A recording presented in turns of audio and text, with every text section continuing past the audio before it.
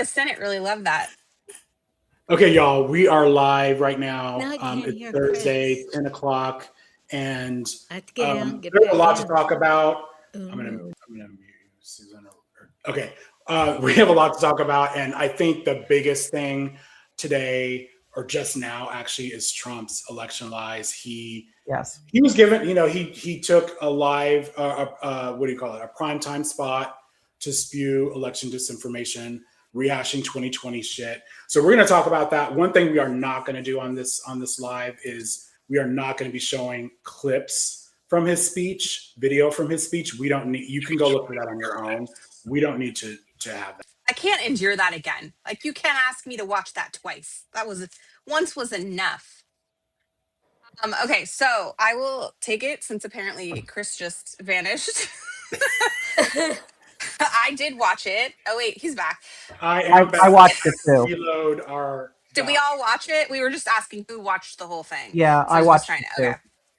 I knew you would, Chris. I was like, we can always rely on Chris Quinn to be through the whole. Oh yes, that was a good half hour of my life that I will never get back.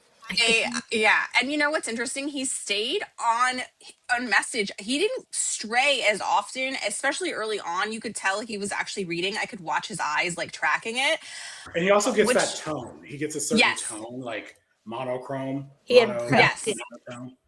And I was like, this has to be one of the worst speeches that's ever been written, because as I was going through, I was kind of keeping track for threads, and I was like, oh, I'll just summarize the 5 documents, because he talked about we're going to declassify 5 different things, right? Lies, obviously, manipulated, distorted, propaganda, whatever. But I was like, let me just summarize it for my followers. And I got through like the first 2 bullet points, and I was like, I have no idea where we are. Like, it was just like all of a sudden he was just saying the same things over and over. And I was like, did he glitch? Like, what's going on? And then he came back with more of for all. We're the hottest country. Nobody is laughing at us now. I mean, that's basically it. I was like, yeah, we are the hottest country. I'm dying. I don't know about you, but it was like 100 plus degrees here. Like, Michigan's on fire. California's on fire. Like, nothing's going great. Everything's on fire. Like, I don't want to say it couldn't be worse, because I know we're in 2026 and the Trump administration's in control, so it will be worse. But I mean, it's bad. Yeah, it's bad. So the whole first half of the speech was just propaganda, machine gun style propaganda. And I was like, oh God, like, so none of it was surprising. Let me just preface this as a TLDR if you didn't watch. None of it was surprising. It was all what we expected. It's actually all regurgitated talking points that we've heard before, right? Like, none of this is new. It's all MAGA conspiracy stuff that's been talked about since 2020. So you actually, if you didn't watch it, you didn't miss anything, because all the egregious part is really the fact that he got up on live TV, used the office of the presidency to declare elections, invalid, and to call your Congress and try to manipulate people into voting for the SAVE Act, which is really how they eliminate voter participation and disenfranchise people. So that's the egregious part. Nothing that you heard was like, oh my God, this is new information. No, it's just regurgitated talking points. But now, because they're so desperate, because they're losing, because they're deeply unpopular, because the economy sucks, because ICE keeps murdering people, because of everything we go through on this every single week, now, of course, they have to get on live TV and try to convince you to tell your Congress to vote for something that actually will likely disenfranchise you. That was my summary. Thank you. Thank you for that summary. That was excellent. You know what? Okay, so a lot of this, to Casey's point, was known before tonight. And all of the networks knew they knew he was going to regurgitate election lies. And that's exactly what he did. I'm going to drop this one clip from Rachel Maddow. She nailed it, and that was from her Monday show. How Republicans like to talk about election security all the time. Trump likes to talk about election security, Republicans, election security. Since being back in office, Trump has worked overtime to systematically dismantle all the things the U.S. government actually does to keep elections secure. I think that's such an important point, because he's talking about election fraud, or the election was stolen, and yet he's the one that's been systematically, trying to cut through all of our protections, and he's still doing it. He did it tonight. They have gutted the agency that handles election cybersecurity. They have eliminated the FBI task force that combats foreign influence in our elections. They have ended the program that shared intelligence with state and local officials on potential threats to elections. For somebody who seems to be so concerned about election security, he's been taking down all the defenses we have against potential threats to our elections. And after taking down those defenses, he's taking down as many of them as he can.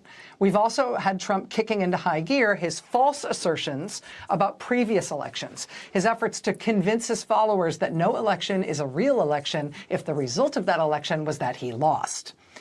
Last week, a federal judge in Atlanta quashed subpoenas from Trump's Justice Department that were trying to get the personal information of thousands of election workers in Fulton County, Georgia, where Trump claims non-existent fraud cost him that election in 2020.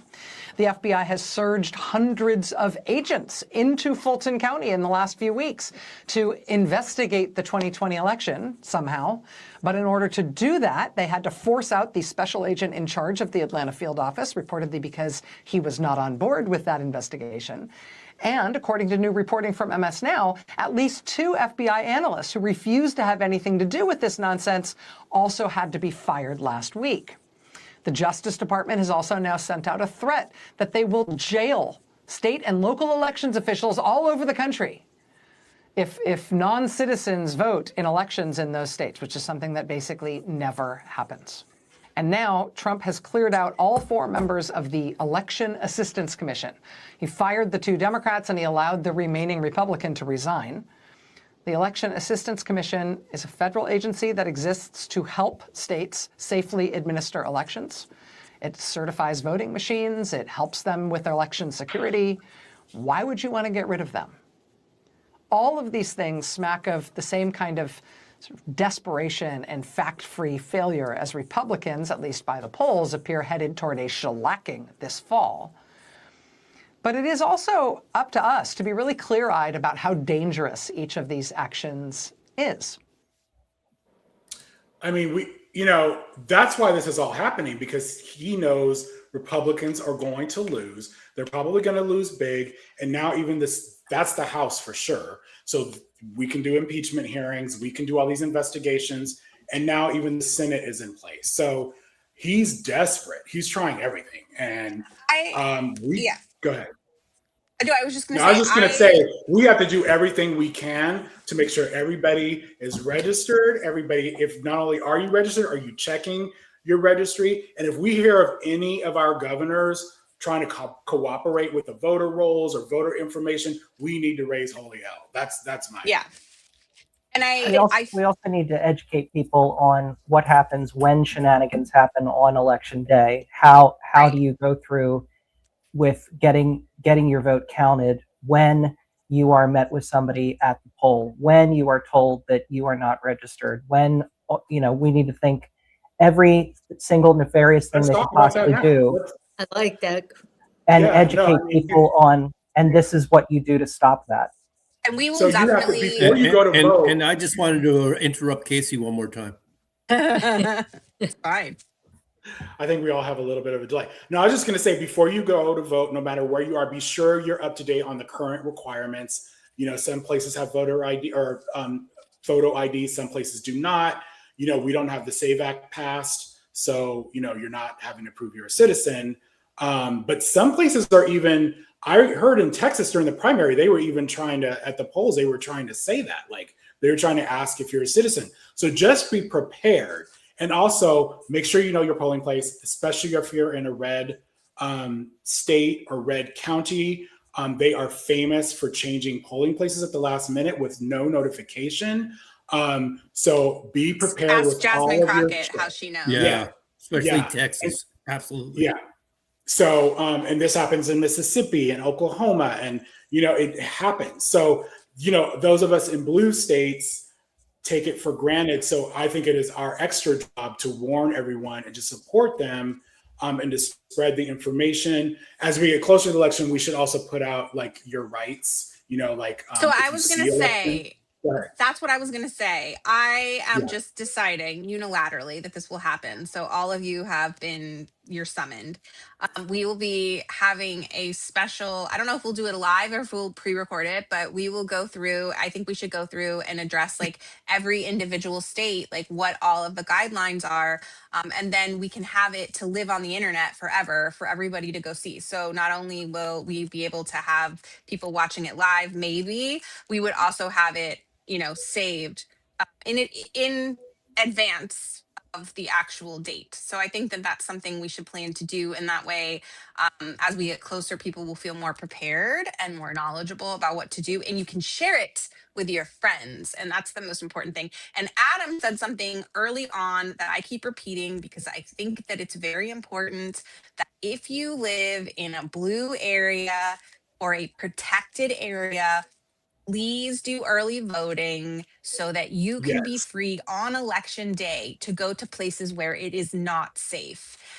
We need everybody volunteering to be, you know, pollsters, to be there on election watcher. day, to be, yes, to be the guide, the guides, the right. Not just, but not just official poll workers. We need that, but we also need people to show up and actually be physical presences of people there. I know you can only stay, you know, in certain places or whatever, but we can still be there as presences to make people feel welcome and comfortable and knowing that, you know, they're not going to show up with some, you know, Patriot Front member like or ICE intimidator there, that we're also there to make sure that everybody gets to vote freely and fairly and not intimidated, right?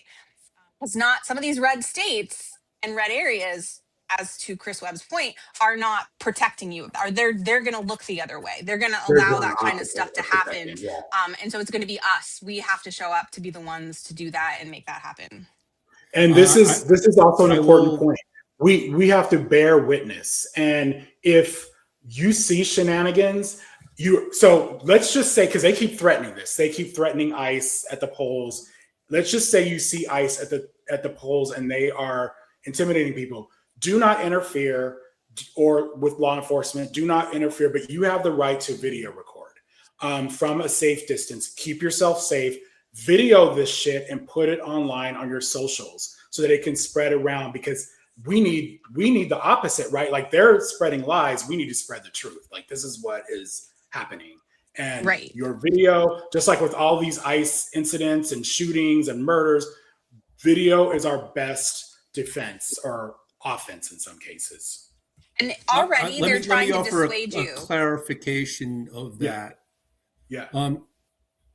I absolutely thanks for pointing that out, Casey. I did that in 2020. My wife, I'm in New York. My wife and I drove down to South Carolina to help out down there. 2024 went to Erie, PA, good 6 hours away from where I'm at, to go and do it there, but always in connection with an organization, an official organization that is involved with the election. I did it through the Democratic Party. I happen to know people involved in the Democratic Party in South Carolina and in Pennsylvania. That's how I did it. You can also do it through League of Women Voters, League of Conservation Voters, I believe, does it as well. So don't just simply show up and say, here I am, I'm going to take video. No. That's folks. A really good point.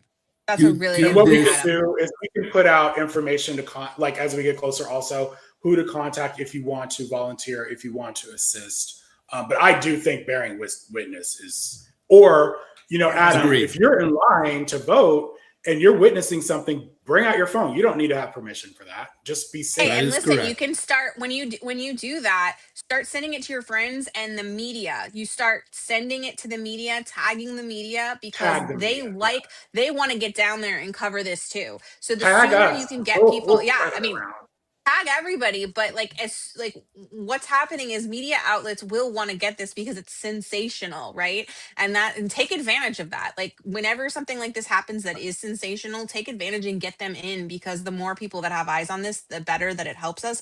As we're seeing them already try to intimidate us. I don't know who saw, unfortunately, Stephen Miller's rant today, where he essentially threatened. Oh, you have it? I think I think we should play that. Okay. Hold on. Oh, I missed this. Oh boy. Oh boy. President Take Trump a- issued take a a deep breath. directive. Okay, you're gonna have. I don't think the volume is great on this, National so security parlance. let's have silence. President Trump issued a directive. In our parlance, it's called a National Security Presidential Memorandum, or NSPM, NSPM 7 to be exact, that directs, for the first time in American history, all of our law enforcement and intelligence agencies to work together to disrupt, identify, defund, debank, arrest, and prosecute these political terrorists that are operating in our country. It's very important to understand that left-wing political terrorism seeks as its ultimate end the overthrow of our system and form of government. And we've seen this has taken place many times in many places throughout the years, and Secretary Rubio has provided you many examples. Left-wing terrorism always ends in bloodshed, misery, and suffering. It only can travel in one direction. There's no point at which the left-wing terrorist is satisfied with his gains and ceases progressing. All right, so let's just the first thing there. That was right wingers that tried to overthrow the government on January 6, 2020. Wait, are we terrorists? That was not left wingers. That was not Yeah. that was right wing extremists. That's what I said. I said being critical of your government is not illegal. That's protected by the Constitution. That's not terrorism. But overthrowing your government, overthrowing a free and fair election, that is terrorism. And that's the difference here. Is they're so desperate that they know they're losing that now they're going to try to come after and intimidate you so that you're not critical of this government. And that is the surest sign of authoritarian fascism that there is. I want you to in pay history. attention to the backdrop behind him. Notice it is a wallpaper that says the resurgence of political terrorism. Yeah. This is not a one-off speech. This is not him doing this off the cuff. This is a concerted effort. This is a planned activity. They have 10 steps ahead of this already planned out. When they say they are going to do all the things, the debanking, the arresting, the prosecuting, believe them. You nailed it, Chris. This is their messaging going forward. Today, and they're going to target they're going to target high profile people. I just want to point that out because they want you, somebody who maybe doesn't have the same connections, to feel that level of fear and intimidation. So expect them to go for some high profile, whether it's like influencers or media people or whatever. They're going to go for people that have a high profile because that's the biggest win for them in terms of fear, because that's all that they have at this point is the fear. And by the way, the fragility of people running a government that can't be criticized needs to be pointed out. Like if you are so afraid of your citizens having an alternative opinion to yours, you've no business being in charge of a government. It's and it doesn't matter if they get a conviction. All that matters is that they try to control the narrative and they take people out of play. Intimidation. And intimidate other people. They want you to be afraid to show up. That is the bottom line. That's how they win. So this is a huge fight, you guys. That's why the SAVE Act is why the SAVE Act was the culmination of tonight's craziness, right? Like of his propaganda tonight was that. Like, since you bring that up, I keep making this point in my posts, and I think it's really important that people know if the SAVE Act passes, this is not just voter ID. I think we have to accept the fact that voter ID seems popular overall, but this is about proving you are a citizen. And how many people, even watching tonight, but how many people out there are able, if you had to prove you're a citizen right now, how would you do it? Would it be voter ID? No, because that does not prove citizenship. Would it be your birth certificate? As long as you have a matching photo ID. So if you were married and change your name, that's not going to work either. So a passport, as long as it's if you have a passport ready to go, but not everybody has passports. Not everybody travels. Not everybody has that accessible. So I think people are missing the point. Proving citizenship is for you to prove that you are, it has to be acceptable proof, and it's not going to be a driver's license. It's not going to be your what is it? What's that ID I just said? Real ID? Real ID. That does not prove citizenship. And I think so many people think And- it does. And think about how this is going to be implemented. It'll be implemented like literacy tests in Mhm. Jim Crow. Mhm. It'll be where if you're Billy Bob, you do not need this documentation. You will be allowed to vote. But if you are one of us, you will absolutely need that documentation to be allowed to vote, and you will be turned away. Think about this is a good reminder. Think about the first time, and I know this is state to state, but some of you understand what I'm saying because some people move a lot and some people don't. But when you move to a new place and you have to establish residency and you have to get your driver's license and you have to do all of that, think about when you had to show up in all the documents that you had to bring, like to get a passport or to get your ID. This And the isn't time it took. right. And that is under, and I'm saying under the best circumstances, under the when you have a government that's not actively targeting you, right? Like think about what a pain in the ass that was. Like just to do that when everything wasn't terrible. All right. And now you have a government actively targeting you and you have to do all of that just to vote. A lot of people just wouldn't even bother. And that's how what they're banking on. They Well- can drag their feet. Right. Right. The Questions. bureaucracy. Yeah. Questions. So what you're saying is that my driver's license will no longer. It's not enough. Yeah. Not enough. If the SAVE Act passes, Susan, you will need to prove that you are an American citizen. So you will need to use either your birth certificate and a photo ID that has the same name or a passport. Those are the two basic ways. I don't have a passport, so I guess I'll have to get a passport. Right, Which and means start now. And it costs, they're not free. They're And not free. It takes work to get them. And So, yeah. I want to. I've pointed this out before, but I'll point it out again. I was born in 1977. There are plenty of people in this country that are older than I am. My birth certificate was not valid for me to get my passport because it didn't have a raised seal. So before I could get It must be a certified birth certificate. That's right. Correct. So I had to have my original birth certificate with my social security card and my driver's license to prove who I was, to get my updated birth certificate, to then get that sent to me, to then apply for my passport. So there are so many people that aren't going to be able to even prove that the birth certificate goes with them to then get the updated birth certificate. There are so many problems with this that so many people are going to run into. And of course, that's the point. And I there was are thinking- people that are in areas or states that don't even have birth certificates. Yep. Believe it or not. My Listen, aunt, okay. she's 90 and she's a world traveler. She's lived in France, Africa, Canada, here in the United States. So she's had a passport. Her unfortunate situation is her real birth date doesn't match the birth date on her paperwork. And she let her passport expire. She is no longer able to get a new passport. Like, luckily, she Yeah. won't be traveling because she's in her 90s. Oh, So shit. everybody, do not let your passports expire. Like, if you need to renew your passport, renew it before it expires, because then you won't have as much trouble renewing. It's actually an easier process to renew a passport than to get a new one. From scratch, I can right? testify to that because ours both expired and ours were from childhood. And I went to go get one years ago, and it was such a problem back then that I just was like, I'm not going to do it. Like, and then it was even harder. So just don't let that happen.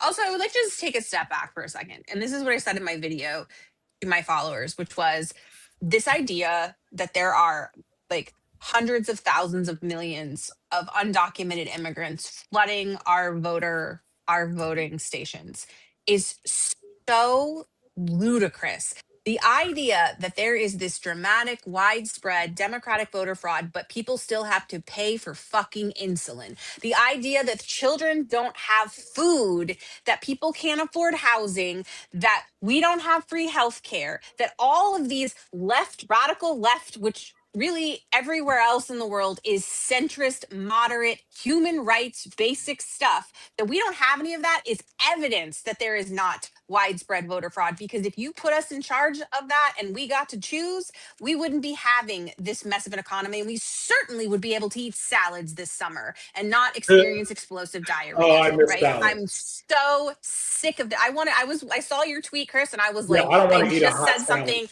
in 90 30 degree minutes weather. before. I was like, God, I want a salad so bad. I'm so upset. Yeah, I'm gonna be bitter in about a week. I'm gonna be really bitter. I'm giving it one more week, and then I'm gonna lose my mind. Yeah, So- I'm gonna have to give in. So people are going to have to pay, maybe. That's why people are comparing it to a poll tax, Susan.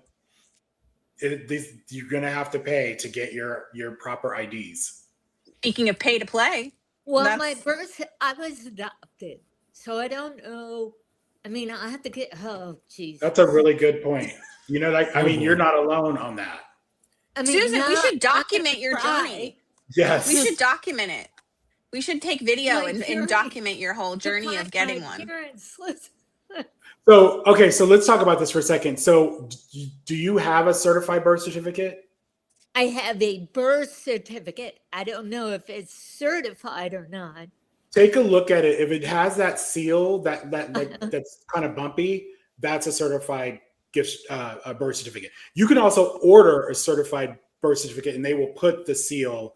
In order for it to be just certified, they put the seal on it. So you have to know where you're, like, you know, the county you were born, and you know all the information, and you write in to like the records or whatever. Yeah, I and they'll was put born it to in you. DC. I remember the That- first time I got a that passport, also- I ordered like 2 of my birth certificates. I was like, just in case. Yeah, I ordered like 5 for everybody. They told us to. Yeah. Because especially if you're going to have to leave the country, if that was going to be a possibility, they told us to have at least like 3 or 4 at least Okay.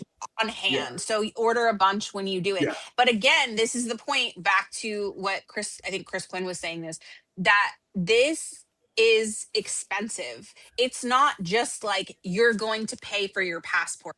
It's that you have to pay for all of these other documents to then go pay to get your passport. So it ends up being like a $500, $1,000 process by the time you're done. And I don't know if you've looked around, but that's a lot of money right now. Like, there are people trying to feed families of 4 for meals under $15. They don't have hundreds to thousands of dollars to go get a passport, especially So if I they're just not wanna- traveling anywhere.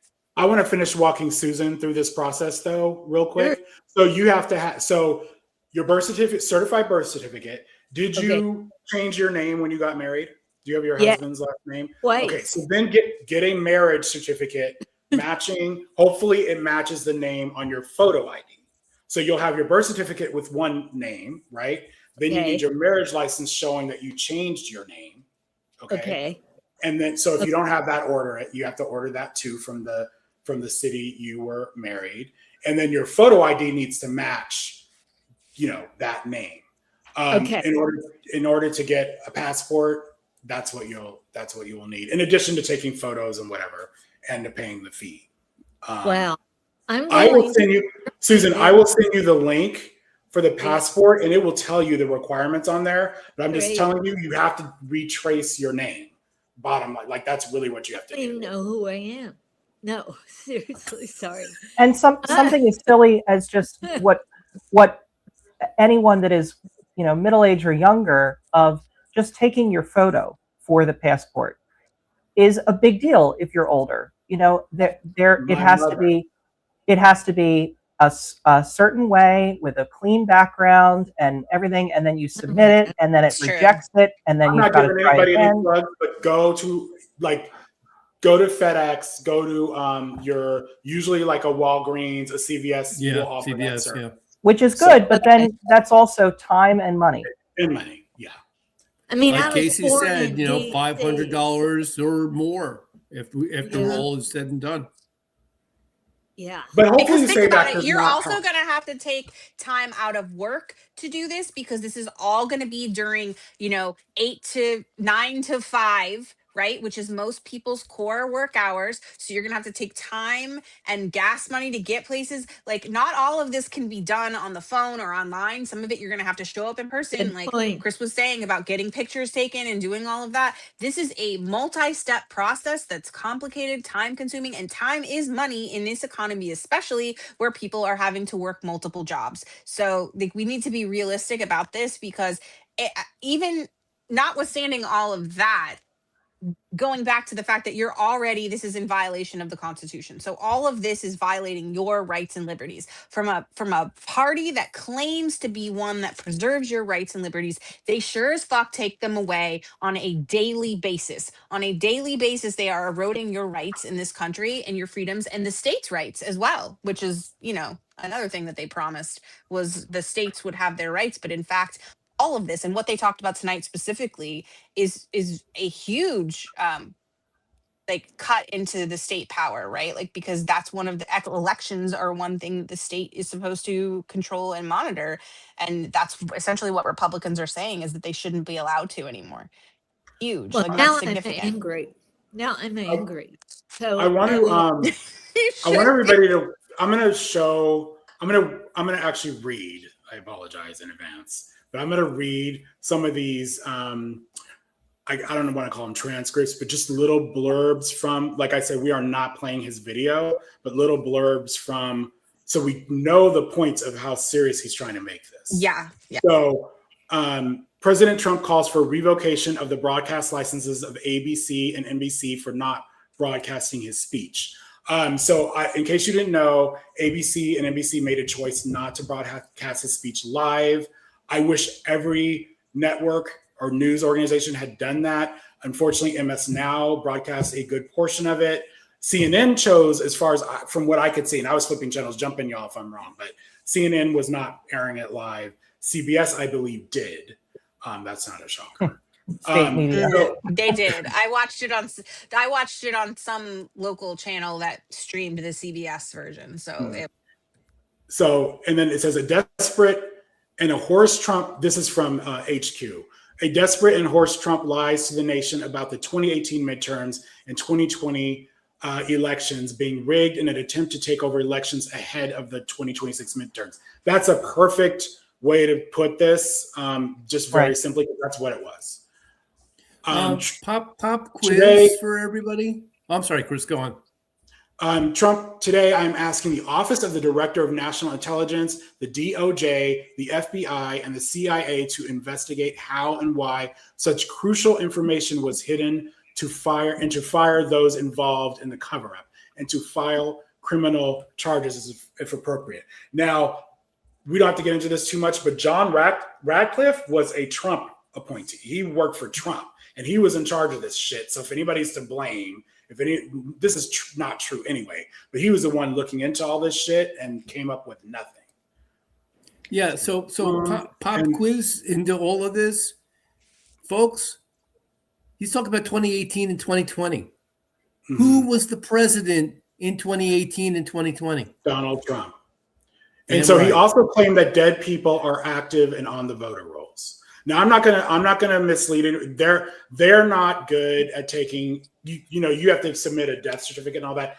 They stay on the voter rolls. Dead people are not voting. That's a very different thing. That being on the voter rolls and actually voting are two different things. And believe me, if they could prove that dead people were voting in any great numbers, they would have done it already. And that's the big thing about all this shit. They would have proven it by now if it could be done, because they've been talking about this shit and looking into it for years. Let's see what one more, I think. But yeah, to Adam's point, we should harp on that more, because are you telling me that you were such an inferior president that you couldn't prevent any of this? I mean, it seems like we shouldn't put you in control of anything or your party. Yeah. Well, maybe remember back in 2016 or 2017, like shortly after he took office, he established a presidential commission to investigate fraud and election fraud. And he appointed that dumbass Chris, whatever his name is, from Kentucky or Kansas, who was thankfully long faded from public life. And the clown found absolutely nothing, and the quote unquote Blue Ribbon Commission disbanded in a matter of like 6 months. It was all gone. I mean, what are we talking about here? What are we doing over and over again with this same garbage? 60 cases, all of which he lost, all of which claimed that there was massive election fraud. His own attorney general saying They quote tried. unquote, They had so is- many court cases, they lost them all. And this It's is Literally why he has to put his own attorney in as attorney general, Yes. because he can't find any like reasonable lawyers to but support even his claims. even more important with regards to this is the director of national intelligence, and this is why it's so important what John Ossoff did in the confirmation hearing is Yeah. why he asked Clayton who won the 2020 election, and him not responding, and John Ossoff pushing against that and really making the point that this shows that you are a sycophant. This shows that you have no adherence to reality. You are going to do Trump's bidding. And Trump specifically said he's tasking the Department of the Defense, National Intelligence, Department of National Intelligence to do this. So We you actually see, have that clip. you see the through line here. Yeah. We have I a love new clip that John shows that in there. Go ahead, Susan. I said I'm a big fan of John Ossoff. I think he did a great He job. killed it. He Yeah, did. Okay, so watch this, guys.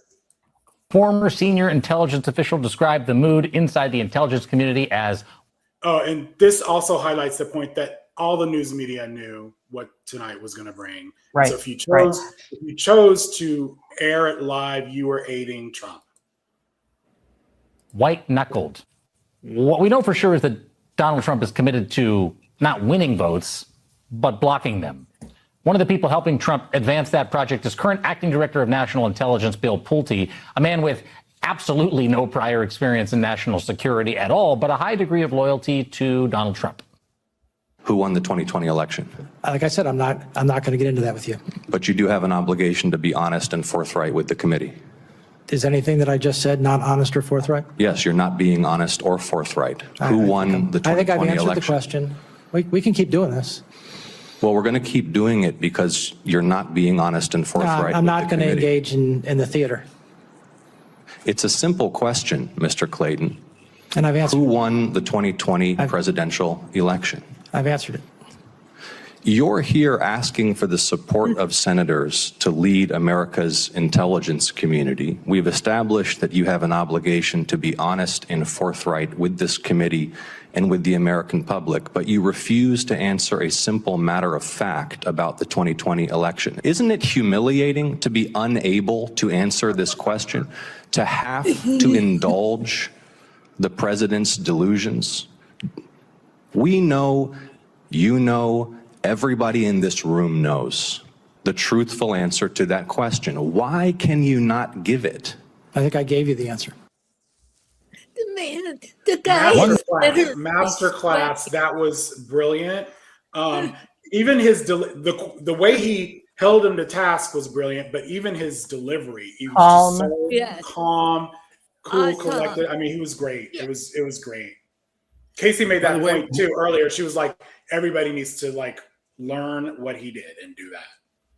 Well, Yeah. the By the way, guy- Mark Kelly also did a good job further explaining it. I wish I had given you that clip to put in as well. But he basically said, you know, if you can't answer this, how can we possibly think that you would, without Trump even in the room, how can we possibly think that when Trump is in the room standing next to you, that you can stand up to him and tell him the truth? You can't will do never it without hear him any here. of How are you these- going to do it with him here? You will never hear any of these Trump lackeys say that Biden won the election or that Trump Nope. lost the election. They will never say those words. The most they will say is Biden was certified president, because that's not actually a win. That just means that he was certified, and that's their talking point. I want to play this clip for you guys of Gavin Newsom, and I just want to make a quick point after. What's Thursday night's primetime speech all about? It's part of the playbook to cast doubt, anxiety, to set up the terms of the debate that will occur in and around next year's elections. We will see masked men in and around those elections. We'll see the intimidation, the voting strategies. We've seen it on vote by mail, suggesting somehow voting by mail, as the senator rightfully suggests, somehow that is corruption in plain sight. He believes in one thing: competitive authoritarianism. He wants the pretense of an election, just like Putin does as well. 87.3%. Putin, 4% for the runner-up. That's the republic that Trump is trying to advance. So that's the playbook we're up against.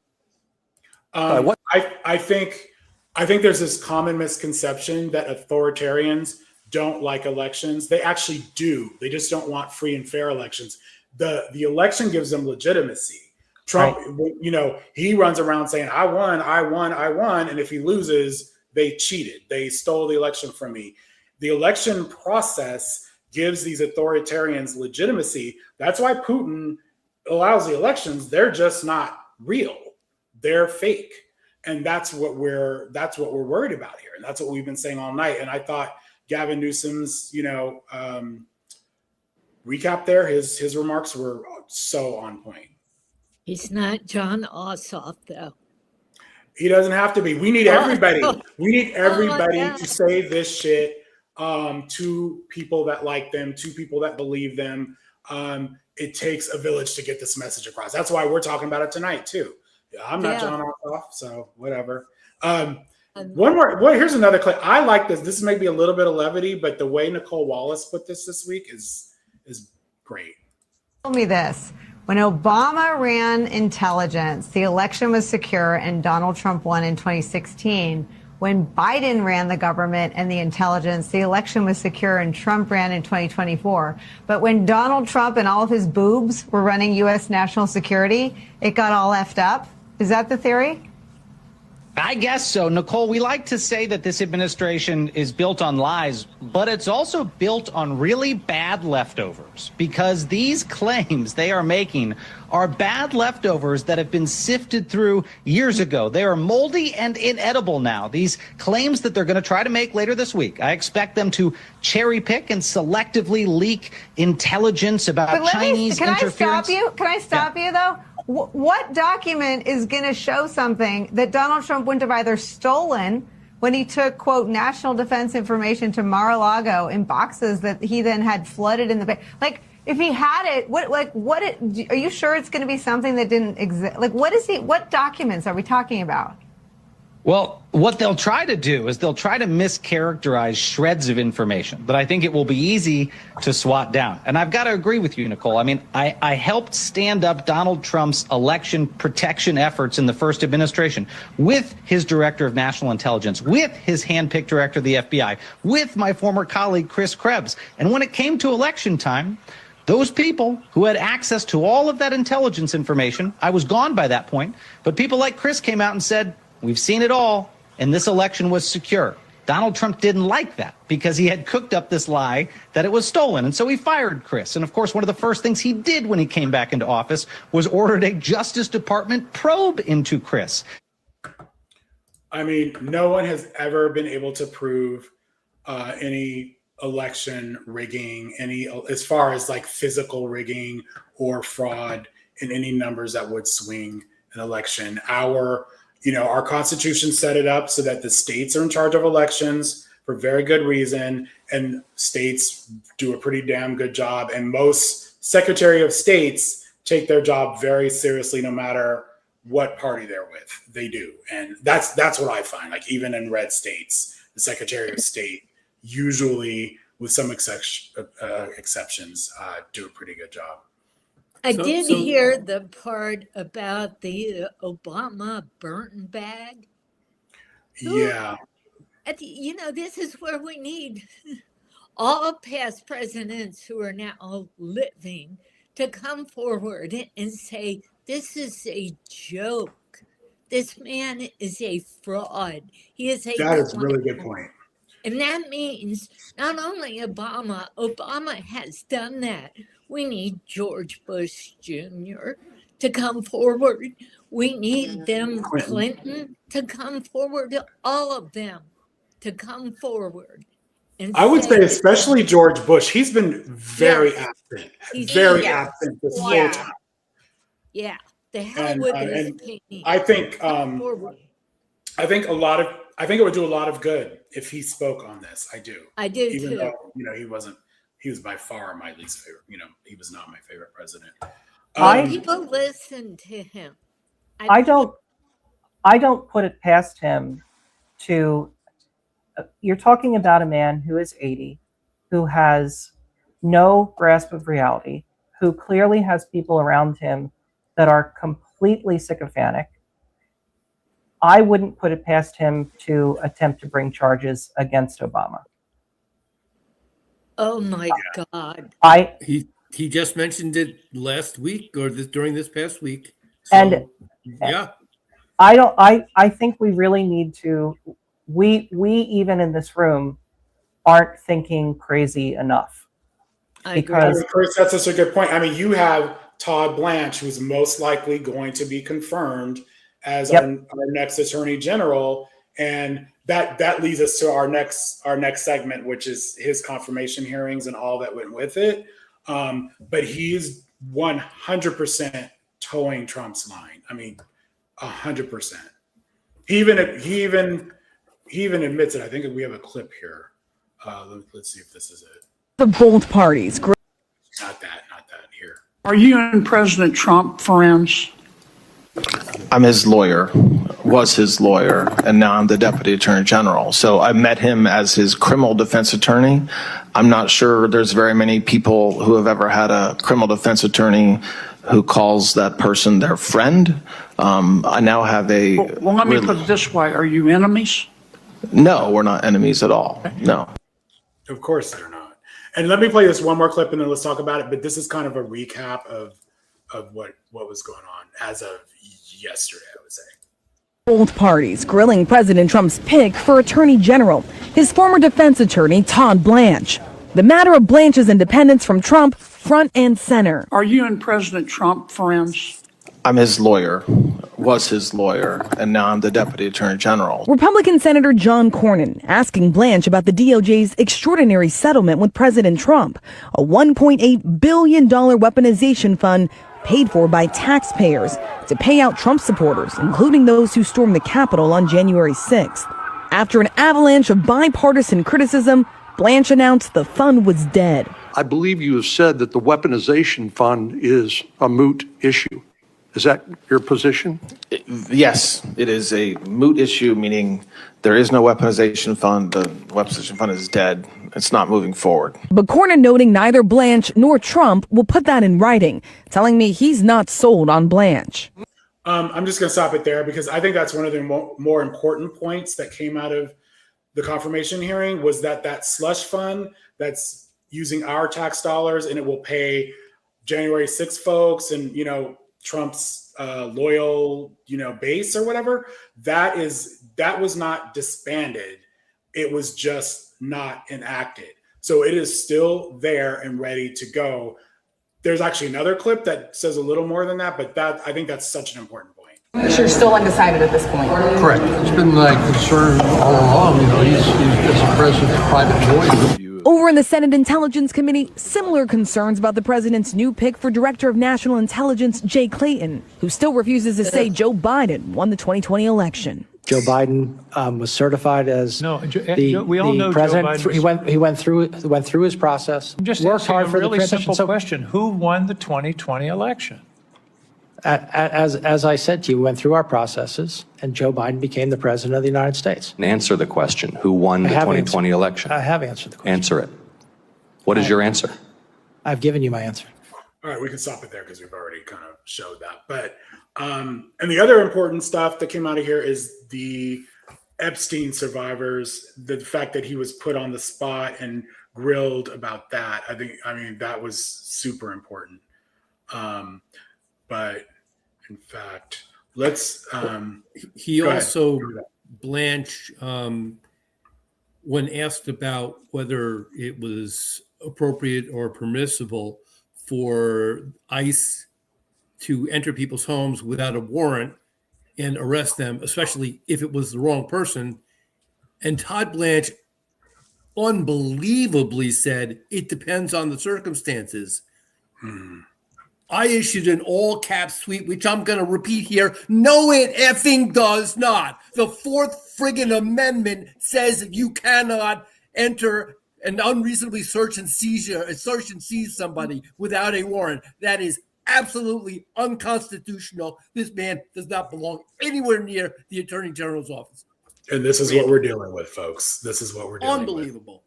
with. I also want to remind people that Blanche is the one that basically got Ghislaine Maxwell moved to a much better situation. Watch this clip. Maxwell, in her own words, describing life in her new prison home. I feel like I have dropped through Alice in Wonderland's looking glass, she writes, a federal prison Camp Bryan, according to emails she sent to friends and family. You know, we should just point out that this is a predator, and she deserves to be in a maximum security prison with no niceties. That I don't think that's just my opinion. Reviewed by NBC News. I am much, much happier here, she writes. Maxwell is serving a 20-year sentence for recruiting minors to be sexually abused by Jeffrey Epstein. The emails obtained by the House Judiciary Committee investigating allegations of special treatment, written by Maxwell after an abrupt and unusual transfer from a low-security facility in Florida to this all-women's camp in Texas, typically reserved for white-collar criminals. The move came amid backlash over the DOJ and FBI announcement in July that a review found no incriminating client list. Soon after, Maxwell met with Deputy Attorney General Todd Blanche. Did you know of the existence of any such list? There is no list. Days later, she was transferred and writing emails gushing over her improvement. To be clear, that was a fishing expedition to make sure that she wasn't going to spill the goods on Donald Trump.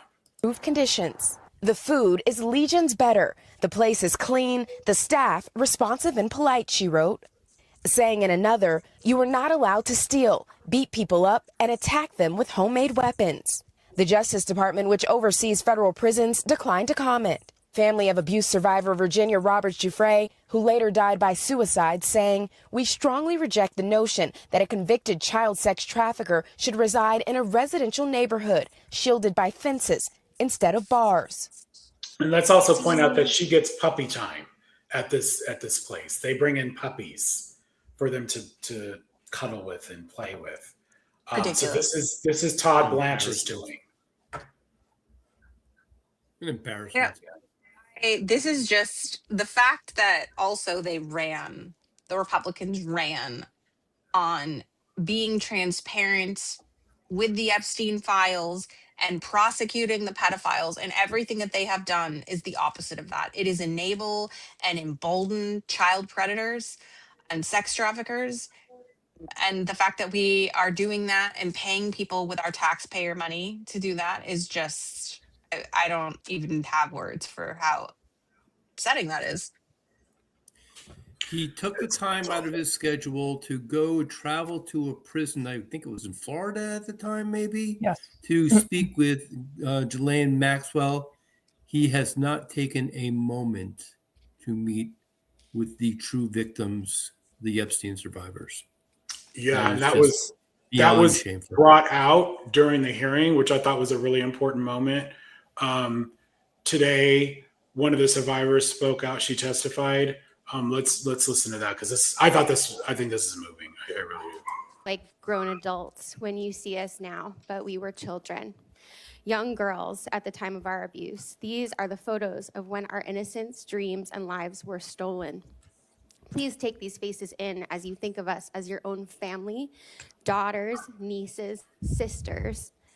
Now look at our faces and remember the women and families of who the DOJ re-victimized. Todd Blanche has been at the helm of the release of nude images of survivors, the outing of Jane Doe's, and the exposure of more than 100 victims identifying information and documents describing horrific acts of abuse, including my own.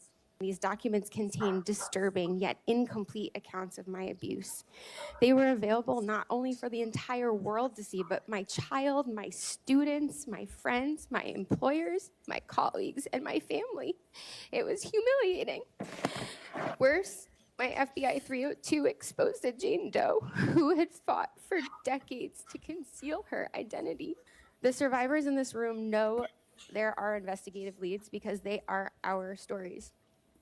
Mr. Blanche knows it too, yet he has chosen not to pursue them. Mr. Blanche's actions have destroyed survivors' trust.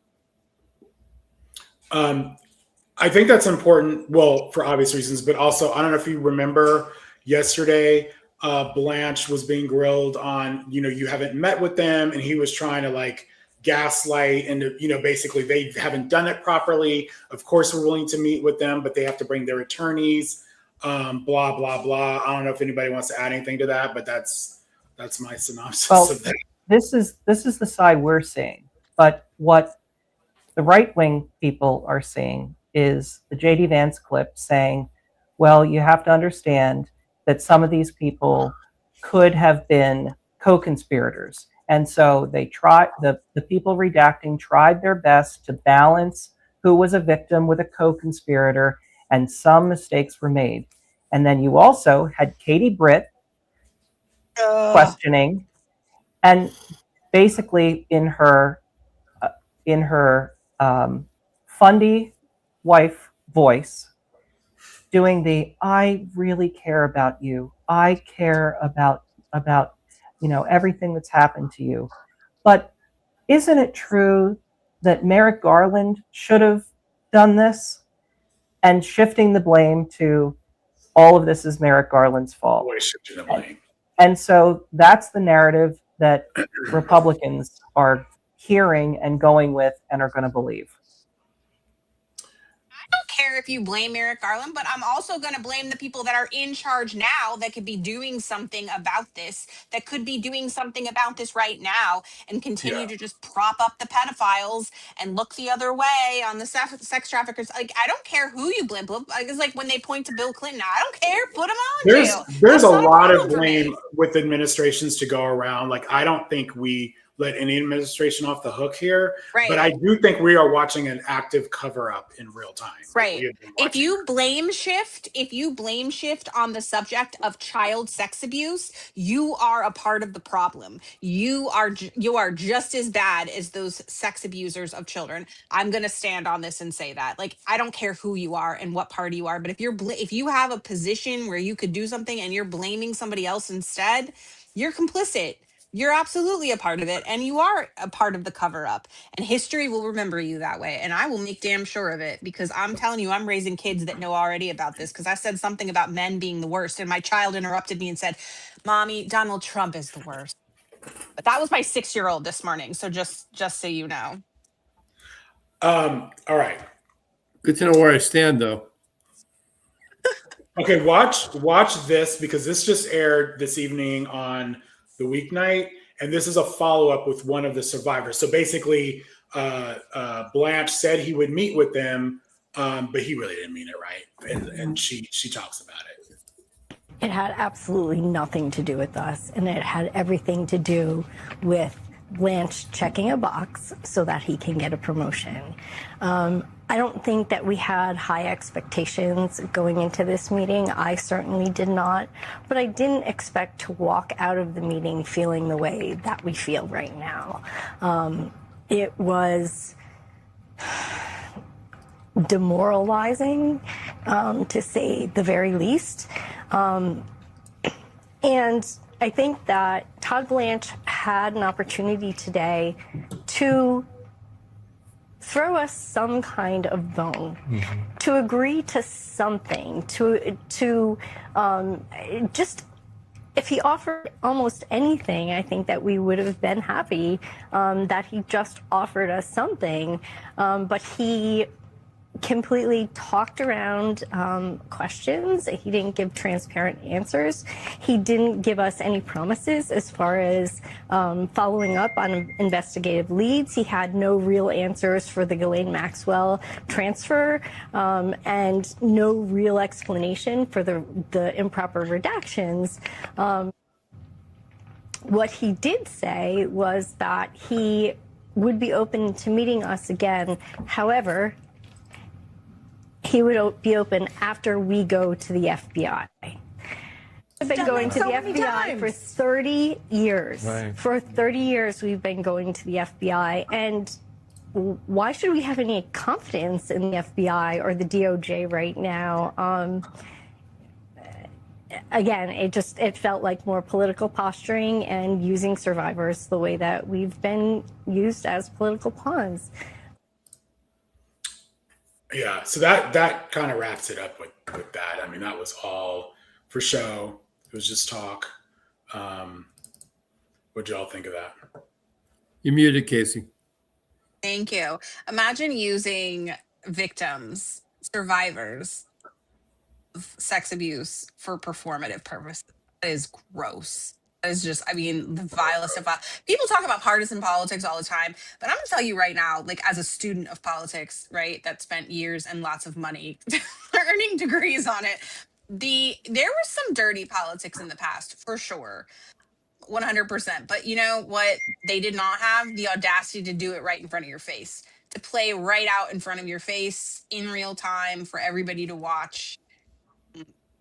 And we have just gotten to a point where this administration is not only comfortable doing this, but they're comfortable doing it in front of your faces because they feel like there will be no accountability because they have no intent to make people account for their bad crimes and behaviors because it is benefiting them. And that's what you need to remember is that through all of this, there is a reason that they are not prosecuting these people.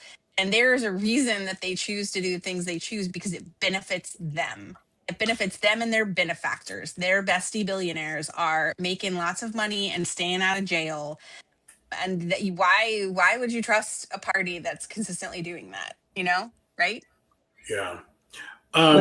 Listening to her makes it all the worse of what Tom Tillis said of that Yeah. he's still considering voting for Todd Blanche on the promise that he will speak with survivors when clearly that's not going to happen.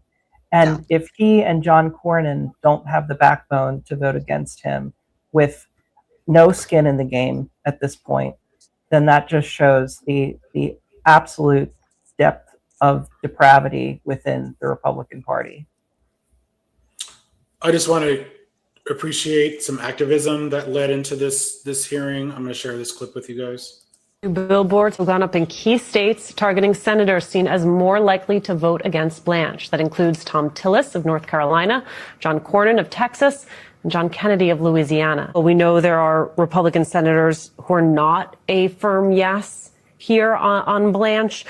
Do we know what type of promises, commitments, concessions they are looking to get from him? Yeah, Alicia, I think it could cover a lot of ground, including Epstein. Todd Blanche was, of course, the one who had met with Ghislaine Maxwell before that prison transfer. Also worth noting that when former Attorney General Pam Bondi had spoken to the House Oversight Committee behind closed doors, she testified that it was Todd Blanche who was in charge of the rollout of the Epstein files. And as was noted, there were issues with that. It is not lost on Republicans that he was formerly the president's personal attorney. And there are a number of Republicans who want to ensure that he is now going to be an independent attorney general and not be acting as the president's attorney. Have the survivors you've spoken with received any commitments from these Republican senators that they plan to really press Blanche on his handling of the Epstein files or on the role he played in getting Ghislaine Maxwell transferred? I haven't heard of any serious commitments, but I have heard that they're listening. And I think that's a very important piece here. The other piece I wanted to mention, because no one really talks about it, is it's a whole nother class of Epstein survivors that no one ever considers. And those are the survivors, the victims of child pornography. The government, Todd Blanche and others, have failed those people also who have not even been identified. We know there are hundreds of thousands of videos, but we don't know who they are. So how can they have a voice if they're not even identified? And what is so ironic here is like when she talks about, pedophilia and child porn, the Republican Party, the MAGA faction, Trumpers, they ran on that. Like Trump ran on the fact of like the whole QAnon thing. If you look into that nightmare, it's all about like Democrats are pedophiles. This is not Democrats. This is not like these people. I don't know. I think that there's so much here that we just barely know, and these people do not have justice. These women now, they're women, they do not have justice from what happened to them. And why is being the president's personal attorney not a disqualifier? It 100% should be. They are, but look at so many of his nominees and people in his cabinet are just like they're not. First of all, I mean, at least Blanche, he shouldn't be. He should be disqualified because of your point. But so many of his people have no qualifications. Like what's that guy? The guy one for DNI. He is not qualified. He has no national security background. This doesn't surprise me because Donald Trump didn't either. So he's like, well, I can be president. Surely, my landscape can be the Department of Agriculture head. Why not? Right?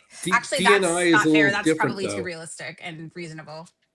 DNI is a little bit different, though. And I would bet that of the four of us, that Chris Quinn probably knows this best. I don't mean to put you on the spot, but I guess I am, Chris. There is a specific statute that outlines what DNI qualifications are, and it includes specific parts of jobs being held in security. Do you know about that, Chris? Because I figured out of the four of us, you would. I do, and the who is not eligible under that is who is the acting right now. Absolutely. Jay Clayton is eligible under that based on his experience. But as you saw from his testimony, obviously that alone should be disqualifying in and of itself. Yeah. Well, the acting is doing a lot of damage right now, and that's why they're saying the confirmation, he probably will get confirmed because they want to get that other guy out of there. So I think we're like damned either way. But let me kind of ask this of the Todd Blanche hearings and Cornyn and some of the others being on the fence. Tillis, haven't we seen enough nominees go through Senate hearings and blatantly lie to the committee over and over again? Why do they even need to hear more from Blanche? Is he suddenly going to reverse decades of lies? Oh, to say now I'm going to be upright and forthcoming and honest as the Attorney General. Now it's like Pete Hegseth saying, well, now I'm going to stop drinking and now I'm going to treat everybody fairly. Sure, that's worked out perfectly, hasn't it? I mean, what are we doing here? The guy's got a record. The record is awful. We shouldn't have even gotten this far, but the nomination occurred. So I guess they had to, although they didn't with Merrick Garland, another story. But they don't need to hear anything more from Blanche. It's all there in black and white. Turn him down. Do Tom Tillis, John Cornyn, I am begging you for America. Do the right thing. For once in your political lives, you have nothing to lose at this point. You're both on your way out. You both either left because you can't stand Trump or because you were forced out. Do the right thing and vote against this guy. That's the YOLO caucus. You only live once caucus. I would add to that, unfortunately, Susan Collins, because her vote became much more important now that Lindsey Graham is dead. So we're, I just think I think he's going to get confirmed. I just do. I think the thing is with these confirmations, just like with endorsements, you are signing your name to that person. You need to live with that vote, and we shouldn't let them forget it. Just like with RFK Jr. and others, this is, and I hope to God. Do you think any Democrats will vote to confirm him? I mean, if you think Fetterman's one name, a Democrat, the one guy. If you think Fetterman's a Democrat, well, yeah, okay, yeah. I don't know if you were going to bring this up, but this past week that he started a joint fundraising committee with Republican Pennsylvania Senator Dave McCormick, which again, just shows, first of all, being from Pennsylvania, not one Democrat in Pennsylvania is going to give him a dime. So that's the only way that he's going to get any money. But also shows that he is a Democrat in name only at this point. 100%. Yeah. Well, let's move on to our next topic. Well, this is kind of sort of all things Trump, but maybe a little bit of levity in here. But let's just start with a recap of where we were with the war a couple of days ago, at least. Us around, we're pushing them around. President Trump now reinstating the U.S. blockade on Iranian ports as both sides battle for control of the Strait of Hormuz.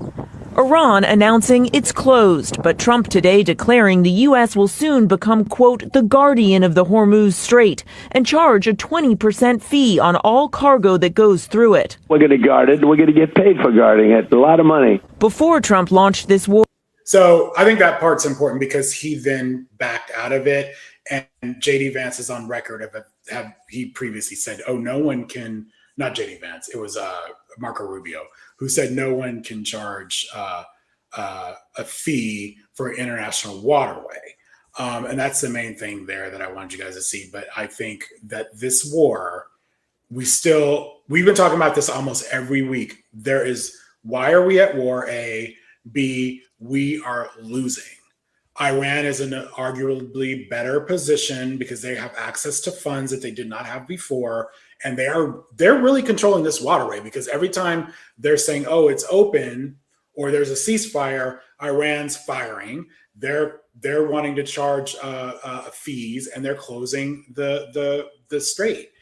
So I don't know. And Trump keeps going this and that and the other. And, he's getting rich off of the stock market from this shit. I want him. This should be the first article of impeachment, the war, in my opinion. I don't want to get us taken down, but there was a certain display that showed Trump in a non-breathing fashion. Yeah, that Iran did. I posted that yesterday. I do not in repose have that clip here. But we could say he was in a coffin, and they had a huge ass. I don't know how big it was, but it was like the side of a building. It was certainly as big as every billboard you would see in Times Square, and it was Trump in a coffin. Iran's not fucking around.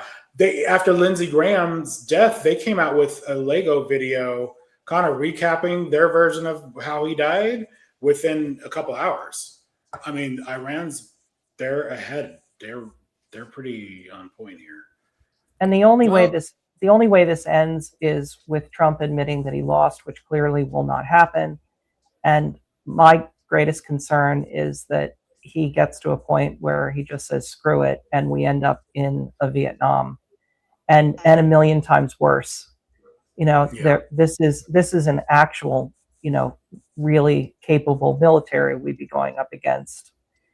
But like Vietnam, in a method and terrain that we are not best suited for at the moment. I'll say that. Well, I've been double checking that apparently pretty much during or right around Trump's speech tonight, it seems that the U.S. was striking Iran and possibly committing war crimes during the speech, or right around the same time, attacking. I was watching it on Fox because I knew it would be broadcast there, and what Brit Baier had mentioned the expanding war immediately after Trump spoke. Apparently, they've struck bridges, railways, and roadways. That's a war crime. Yeah. That's a war crime. All right. So I thought we could also check in on the reflecting pool just change the subject here and then we'll go back to more serious. So a lot of people were talking about, that 350-foot gash. A lot of people talked about that he drove his motorcade onto the reflecting pool. They saw tire tracks here. I do want to point out that, so the blue is gone, right? I don't know what's under this, but a lot of this is soot from his firework display that settled into the reflecting pool when they drained it. So I don't know. I personally don't see tire tracks there. A lot of people pointed out. I thought this clip is the best kind of case for it. If you just watch it, this person lines that up. And you can kind of see, okay, those are maybe tire tracks. Looks like. So this is. But even regardless of tire tracks, what's not there? Where's the damn blue tarp? No gash. I don't see a gash. A lifetime. Where's the blue tarp or the blue like layer that they put down? This was never going. This was a coating. And right, but it's like been. I've done a lot of research whatever, on right? pools and things like that, and pool coatings like epoxy coatings, color. They last for years. They should last for years. This was faulty. Is my point. They didn't. This is what I'm saying. But this is also was not a pool. This is a pool contractor that they hired that didn't know how to do. This is my point, though, with the no bid contracts. Like, there's absolutely no oversight about who's getting these jobs. And that is on purpose because they're just wasting taxpayer dollars, hoping that you don't notice that they're also putting money in all these other places. The absolute disregard for this nation, our monuments. Like, it's just. To add insult to injury, they're using the same contractor to do the repairs and we're going to pay them.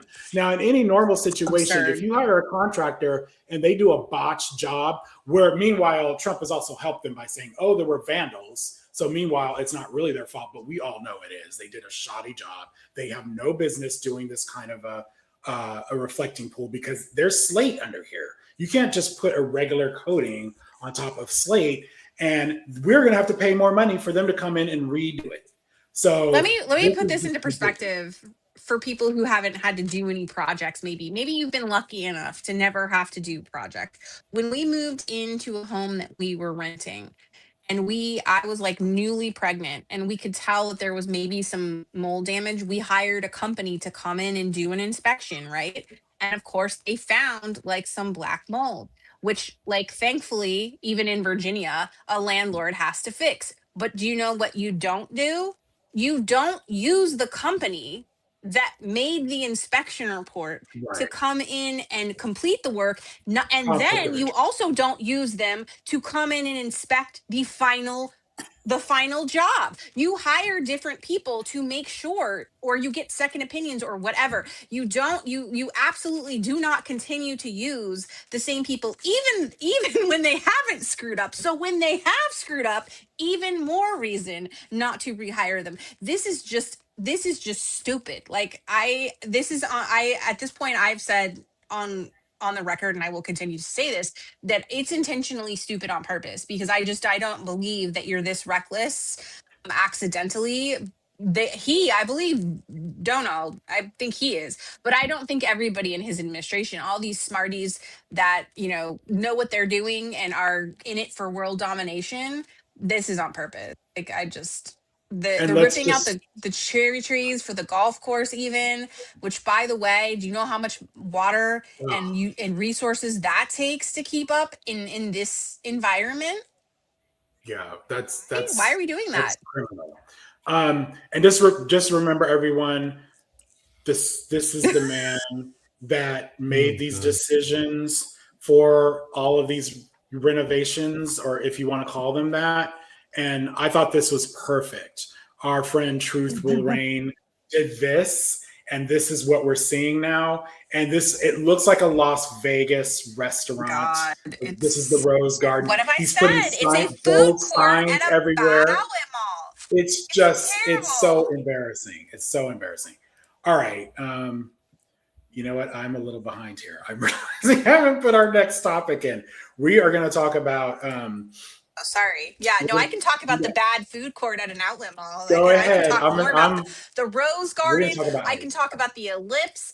I can talk about all the things that you like. Look at the overhead document. Like if you looked at like an overhead shot, DC right now, it is wrecked. Like absolutely every time I drive by the city, and I see the tidal basin area that normally, there might be some construction here and there, but for the most part, it's beautiful. It's beautiful this time of year. It's beautiful all times of year, honestly.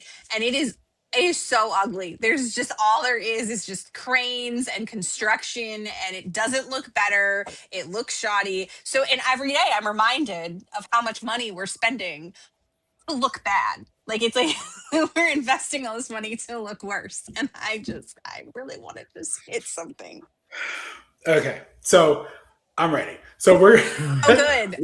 Something else. We're is moving gonna on make to me something mad. even Thanks. like really Great. serious and awful. Amazing. So Juan Sebastian Guerrero was, I'm gonna say murdered, but I guess killed by ICE in Maine, right? And we're gonna share a little recap here. If I can find her. Here we go. A car right around that same time slowly. Oh, I want to mention this. This is Rachel Maddow again. I love her. Y'all know that. She does a really good job at explaining this without it being too graphic as far as the visuals go. And she makes a really good point that I think some people missed about this investigation. Rolling, seemingly unhelmed, slowly rolling in a circle at an intersection where this happened in a town called Biddeford, Maine.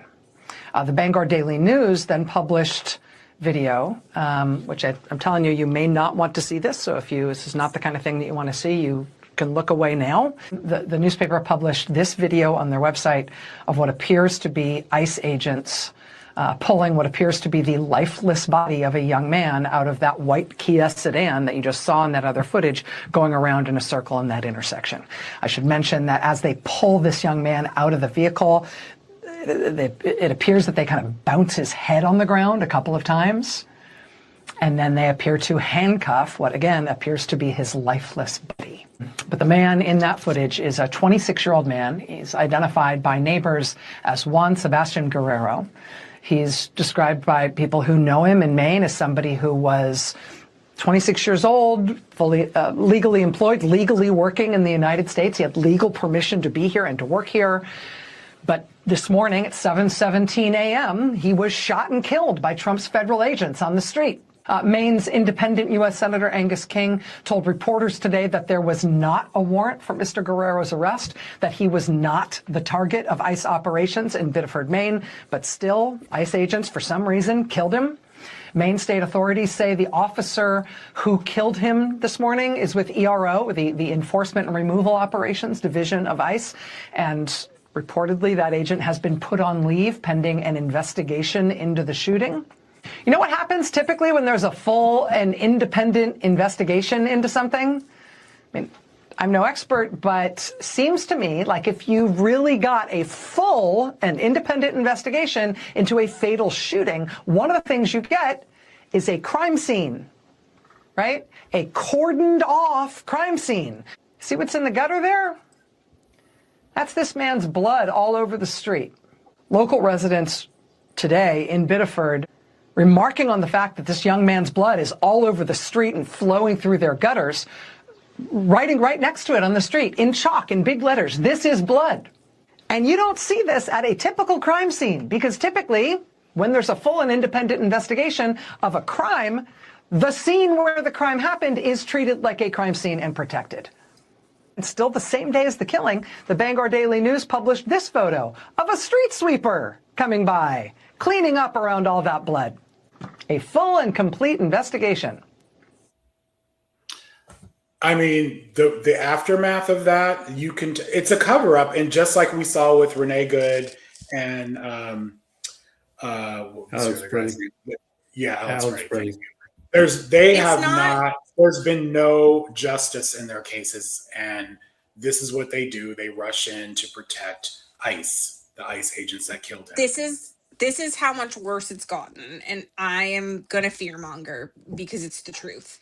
This, in normal times, if something like this happened, there would be a lot of alleged, there'd be a lot of delay, whatever. In this case, within like a couple hours, I mean, by 5 o'clock that afternoon, easily, we had been told that this was a case of mistaken identity, that this administration did not intend to stop him. He was not the subject of their investigation. And that was unapologetic and released to everybody immediately. It wasn't like weeks later or months later. It wasn't hushed.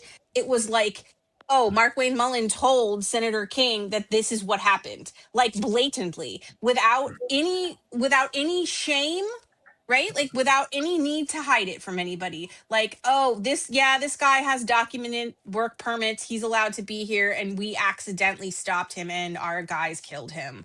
Okay, moving on. Like that's the level of like there's just absolutely no care or concern or regard for this person's life, their family, that supposedly their 3-year-old in their pajamas saw their father executed. And I like and appreciate how Rachel Maddow continued to stay killed. And I think that that's important to say, because that is what happened, right? This was a murder. This man should not have been shot. This man should not have been stopped. This could happen to anyone. This could happen to you or your family. And that is what people need to understand about ICE operating lawlessly this way, is because if their first instinct is to just shoot people, then no one in this country is safe, citizen or not. I'll issue one little qualifier on that. It's a lot more likely to happen to people that are black and brown. Of course, 100%. As ever. And as many people have pointed out, any law enforcement, when they are executing any kind of warrant or anything like that, you're not supposed to shoot guilty people.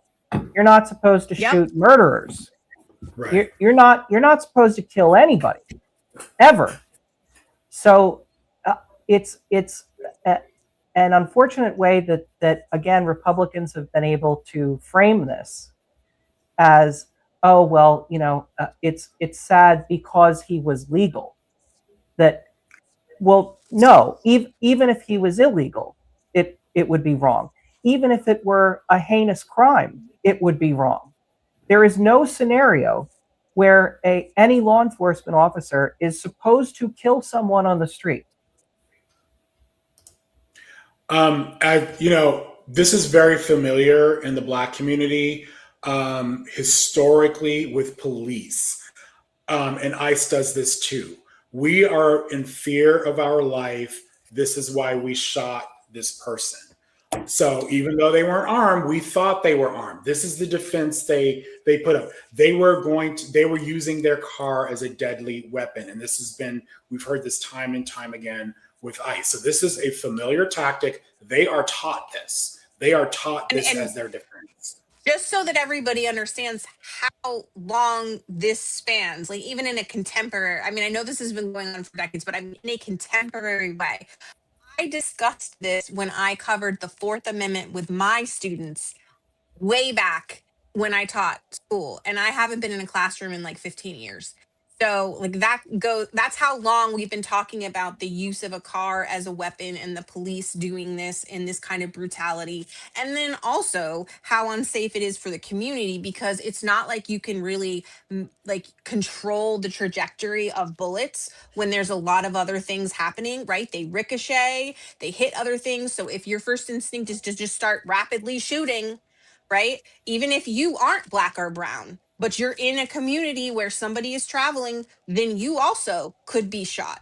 And people need to start understanding that they're not using, weaponry that like a taser or something that, I don't know, what are the other bullets, the air bullet, or what is it called? The rubber bullets. Those are still also very terrible. And they can be deadly. People have lost exactly. Those absolutely can be deadly, but at least, less of a risk, less lethal, of trajectory, or, like whatever. Right.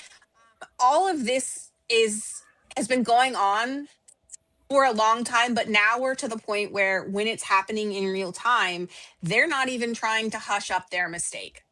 They're just like, well, that's just what happens.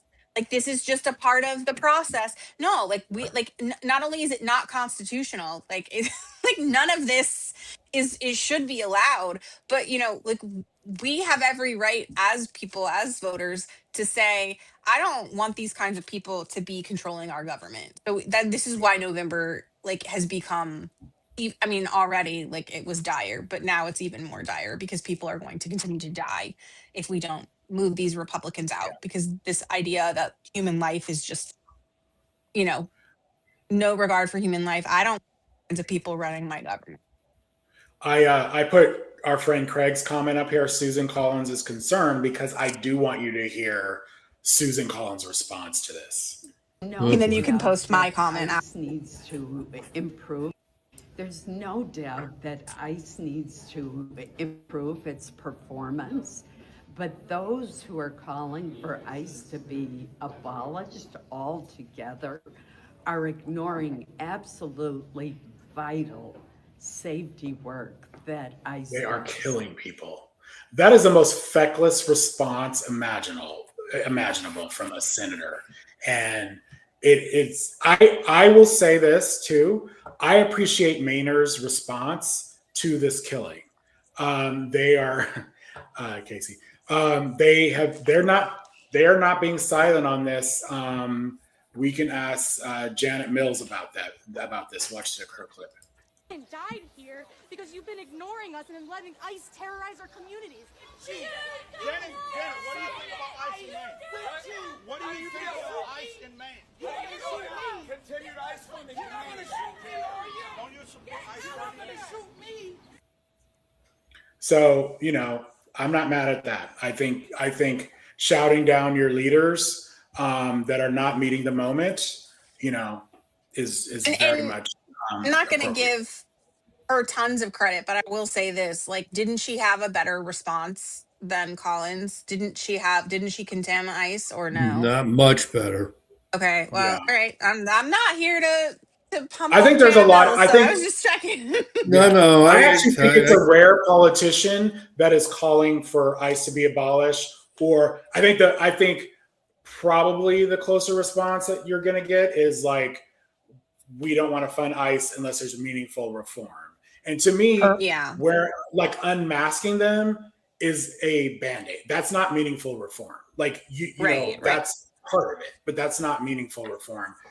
We just start fucking over. And that's to me what I mean of abolish ICE.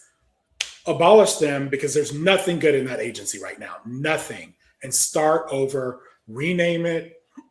We do need immigration enforcement. Nobody is saying that, but we do not need mass untrained killers that really are not qualified at all to do this kind of work. So on that note, I was really impressed. I don't know if you guys can see this. I just love this idea that the president of Mexico wants justice, and they are talking about suing the United States. And maybe y'all know more about this than me, but I think this, and not just for Lorenzo Salgado, who was, was it a week ago he was murdered or killed? It was last week. But for all of the people that ICE has killed. And here's a graphic. I'm not going to read all these names, but these are just some of them that were killed. This is this calendar year. Yeah. That's a lot of people this calendar year. And that doesn't even include the people that have died. It's a really big number that have died in ICE custody. These are the people that correct. Yeah, in custody. No, I think that these are the Mexicans that they are aware of that died either being killed by ICE in enforcement or in custody. I believe that they're talking about 17. Yes, they're talking about Mexican citizens. They're not talking. Correct. They're not talking about if you're from Guatemala or American citizens. But anyway, it's a start. It's like like all the countries where their people of their origins are being murdered or killed, they should do the same thing. So let's let Mexico lead the way. I think this is really and it's not just suing the government. She's also calling for criminal prosecutions of the people responsible. That's important. I don't think that that's going to happen, No, but I think to your point earlier, Adam, where you said like what the Republicans were doing about like even if they don't get somebody prosecuted, like they've made that influence made an impact, it made a ripple effect. That's the same with this. And I think if as we see this, maybe other countries will begin to feel the same way and start, you know, putting pressure on this government to stop this. And I would also like to say, I was going to say, no, I wouldn't put on my conspiracy hat, but I will, because we know that governments, specifically in North America, have like buried indigenous children and people. So this idea that they aren't just executing people or killing people or hiding the deaths of people that are undocumented, that maybe don't have any family or don't have any governments looking for them. Like, y'all need to understand that in 5, 10, 15, 20 years, there's going to be an investigation and we're going to find mass graves, or we're going to find like crematoriums or like whatever. Yeah. Like, you're going to find fuckery like this. Like, you need I to keep saying understand this that is it's going to be happening. much worse than we can imagine. When we're done, when this administration is gone, it's going to be much worse than we know. It's like history shows that they are willing to do that. And these people, look at what they're doing in front of our faces, with the cameras. What are they doing behind the closed doors? And no body cams. That's another really important point. They are not required to wear body cams. And as far as I know, the states cannot require it, even if their own police, you know, like you have LA County Police or whatever, required to wear body cams. They cannot require federal agents to do that. So that's another huge. When Tom Homan was asked about that this week, why weren't there? You were given all this money. Why weren't there body cams? He blamed Democrats for shutting down the government and causing the delay. The body cams are on order, but they're delayed because of the Democrats having shut down the government. Let's cite another statistic. There were no ICE murders during the government shutdown. Wait. You're telling me that they can just call up their like friendly pool contractor from home to get down here and fix the reflecting pool in like 5 minutes, but you can't get body cameras like shipped overnight, like 4 a.m. express? Like, shut up. I don't believe that. You're not following any contract protocols or any RFP process. Like, just get onto Amazon, punch in the like credit card number, and like, let's do this, because it's absurd. Oh no. Well, I would have met with the Epstein survivors, but they didn't contact the FBI first, so I couldn't do it. What are you going to do? I won't play the sound on this, but Lindsey Graham, as we know, died. And I don't know what you guys were doing, but we sleep with our TV on, very low sound, and I woke up and I saw this, and I was squinting my eyes, and I was thinking they were talking about Mitch McConnell for a second. It took me, like, you know, when you're waking up, it took me a minute to realize it was Lindsey Graham. So this was not expected by me, at least. I don't know about y'all. But Casey and I have been talking a lot about like how he has been eulogized, let's say it that way. And it's been very interesting to see. And I think it's been infuriating. Okay, there you go. It's the word I will use. It's been, especially coming from Democrats, and just say nothing. Honestly, like you could pay your respects, like do what they do when there's mass shootings. Do, you know, thoughts and prayers done. I'm gonna show y'all. We can talk on the other side. I want you to see this because I think this is closer to what we should be seeing. You just admit that you're gay, and then people won't blackmail you anymore. I feel good about the Republican Party. We're killing all the right people and we're cutting your taxes. And you know how you make America great again? Tell Donald Trump to go to hell. I want to thank the big guy, God. Trump comes later. Mr. President, you're not far behind God. Flatten Gaza. Just flatten it. We flattened Berlin. We flattened Tokyo. Trump is my favorite president. We've run out of bombs. We didn't run out of bombs in World War II.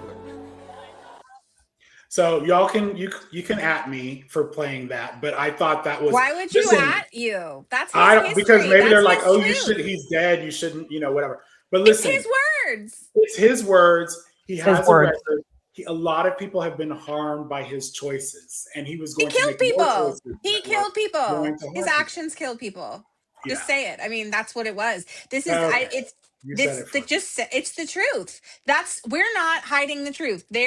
You can follow his whole history and his whole career trajectory and his votes and how he felt on things. There's a whole, it's on the White House, probably even their page. It's there for you to find. I don't think it's disrespectful. This is what he stood up and fought for. Is this that caused the death of people? There's no celebration to be had in that. And what I told you, Chris Webb, and what I said, no, I didn't make a video on this, but I will, is that to me, what we're seeing with extensive eulogies from people like Cory Booker and Kirsten Gillibrand and all these different people that made really long, heartfelt messages about the work that he did. And if you just knew him, I want to say, I know, believe me that I know and understand what Congress looked like. I interned there in the early 2000s. I understand the good old boys. I understand everything that it was. And I understand that with Donald Trump, there was a transition, right? The Republican Party has gone through a realignment. It looks different than it did, kind of. But I don't care. And I would like to say that it's a microcosm, Congress right now, of what our country looks like when we have relationships with people who are bigoted racists, who are really nice at PTA meetings and at dance practice and soccer games on the weekends, right? Your colleagues and people who seem like really nice people, but somehow they're MAGA, right? Somehow they support this administration. So you stay friends with them.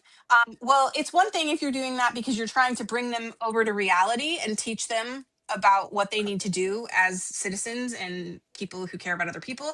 But it's another thing if you're willing to live in this sort of fragmented reality where you accept conditionally parts of them, but ignore the racist part, right? But ignore the bigoted parts.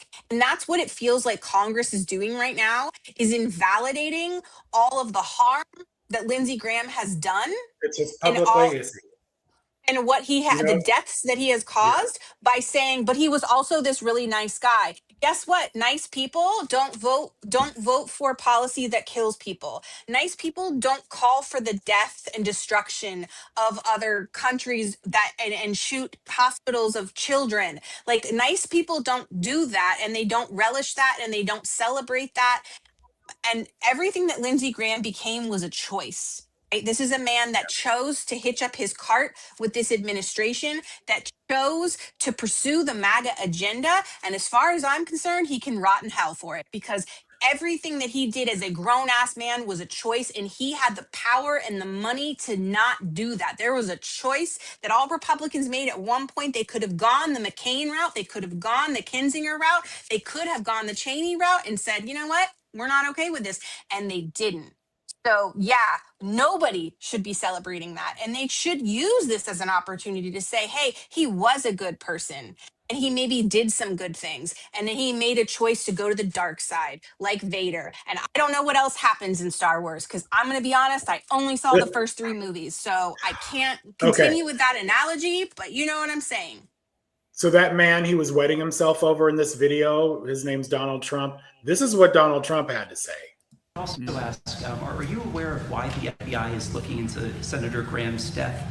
Have you gotten any updates on why they were at his home? Well, I don't know why, because I think, he had a problem. His father had a very similar problem, as you know. It's very unique.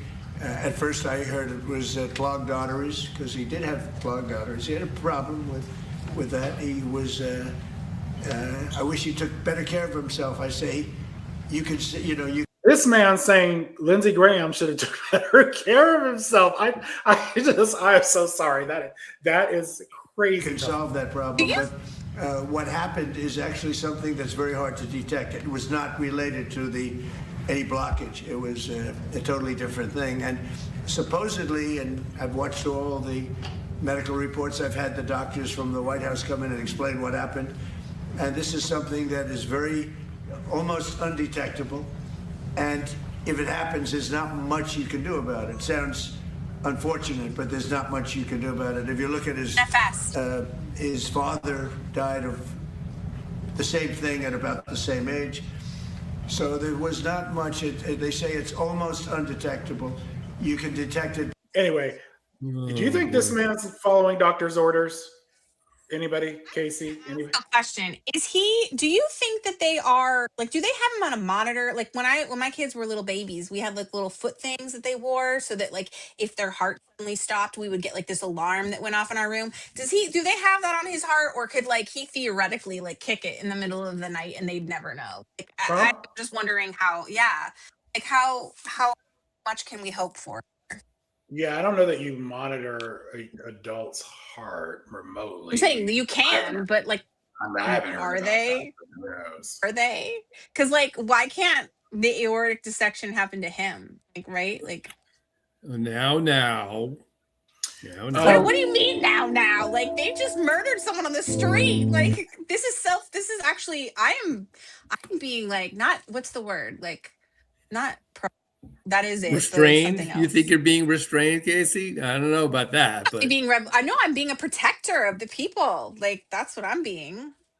The thing that upset me the most about Lindsey Graham was that not only the Democrats saying, "Oh, but he could tell a joke," basically, so we were friends, but it is the narrative that he did change, because he didn't change. He was this the entire time. There was a clip that came up from the debate of him running for the seat that Strom Thurmond left. So he was in Strom Thurmond's seat, and he was asked, it was 2002, so it was just post 9/11, and the newscaster said, some of the partners of people that were in the World Trade Center are getting benefits. Do you believe that same-sex partners should be eligible for benefits like this? And Lindsey Graham was adamant that this should not be the case, that it should never be the case, that marriage is between a man and a woman, that South Carolina has a particular history and culture that adheres to that. And I saw someone else say, Lindsey Graham, open secret, was gay. He could have been Harvey Milk. He could have been a champion for gay rights. He could have been that person, but he chose to not be that person. And he wasn't that person from the moment he stepped on the stage to put his hat in the ring to become a senator. So he did not change. He was that person his entire political career, and that is how he should be remembered. He's a coward, and he's never not been. I got to say, my favorite moments of Lindsey Graham, because it's remarkable of how parallel the comments are when he was running against Trump, and he said, and I'm pretty close to quoting verbatim here, I think he's a kook. I think he's crazy. I think he's unfit to be president. Racist. Then, well, but I'm focusing on this because then after Trump gets elected, he turns around and said, what's most disturbing to me is the press's endless attempt to label him a kook who is unfit to hold office. How could you possibly be more hypocritical than that? All of the other things. Just give the Republicans a minute; they'll get there. Oh my God! And it was the word kook that really brought me in, because people don't usually use that word. No, they did in the 40s, like right. After January 6th, coming out and saying that I'm done with Trump, and then to immediately fold back in. Yeah. Remember, he said, I'm out. So we talked about Iran earlier, but we got to give them honorable mention again here, because like within hours of his death, they did this video. Uh-oh.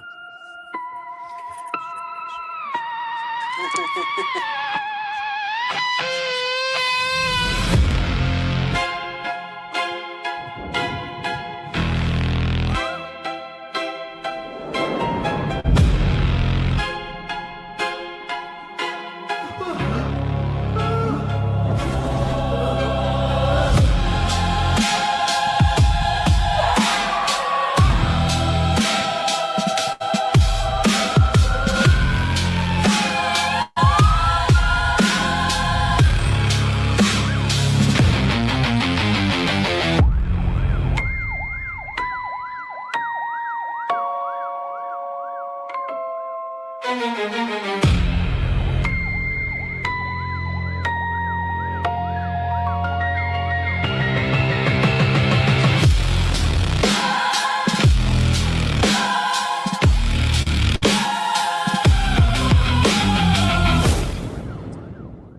don't know. Who's Well done. Laura? Laura Loomer is who Laura I'm Loomer? thinking. Yeah. That's I thought who it they was Laura meant? Loomer. Okay. Like I was Because she came out with that conspiracy theory like immediately about Russia.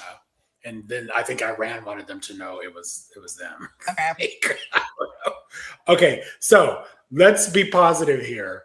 There is his opponent, Annie Andrews, Dr. Annie Andrews, who we need to keep spotlighting.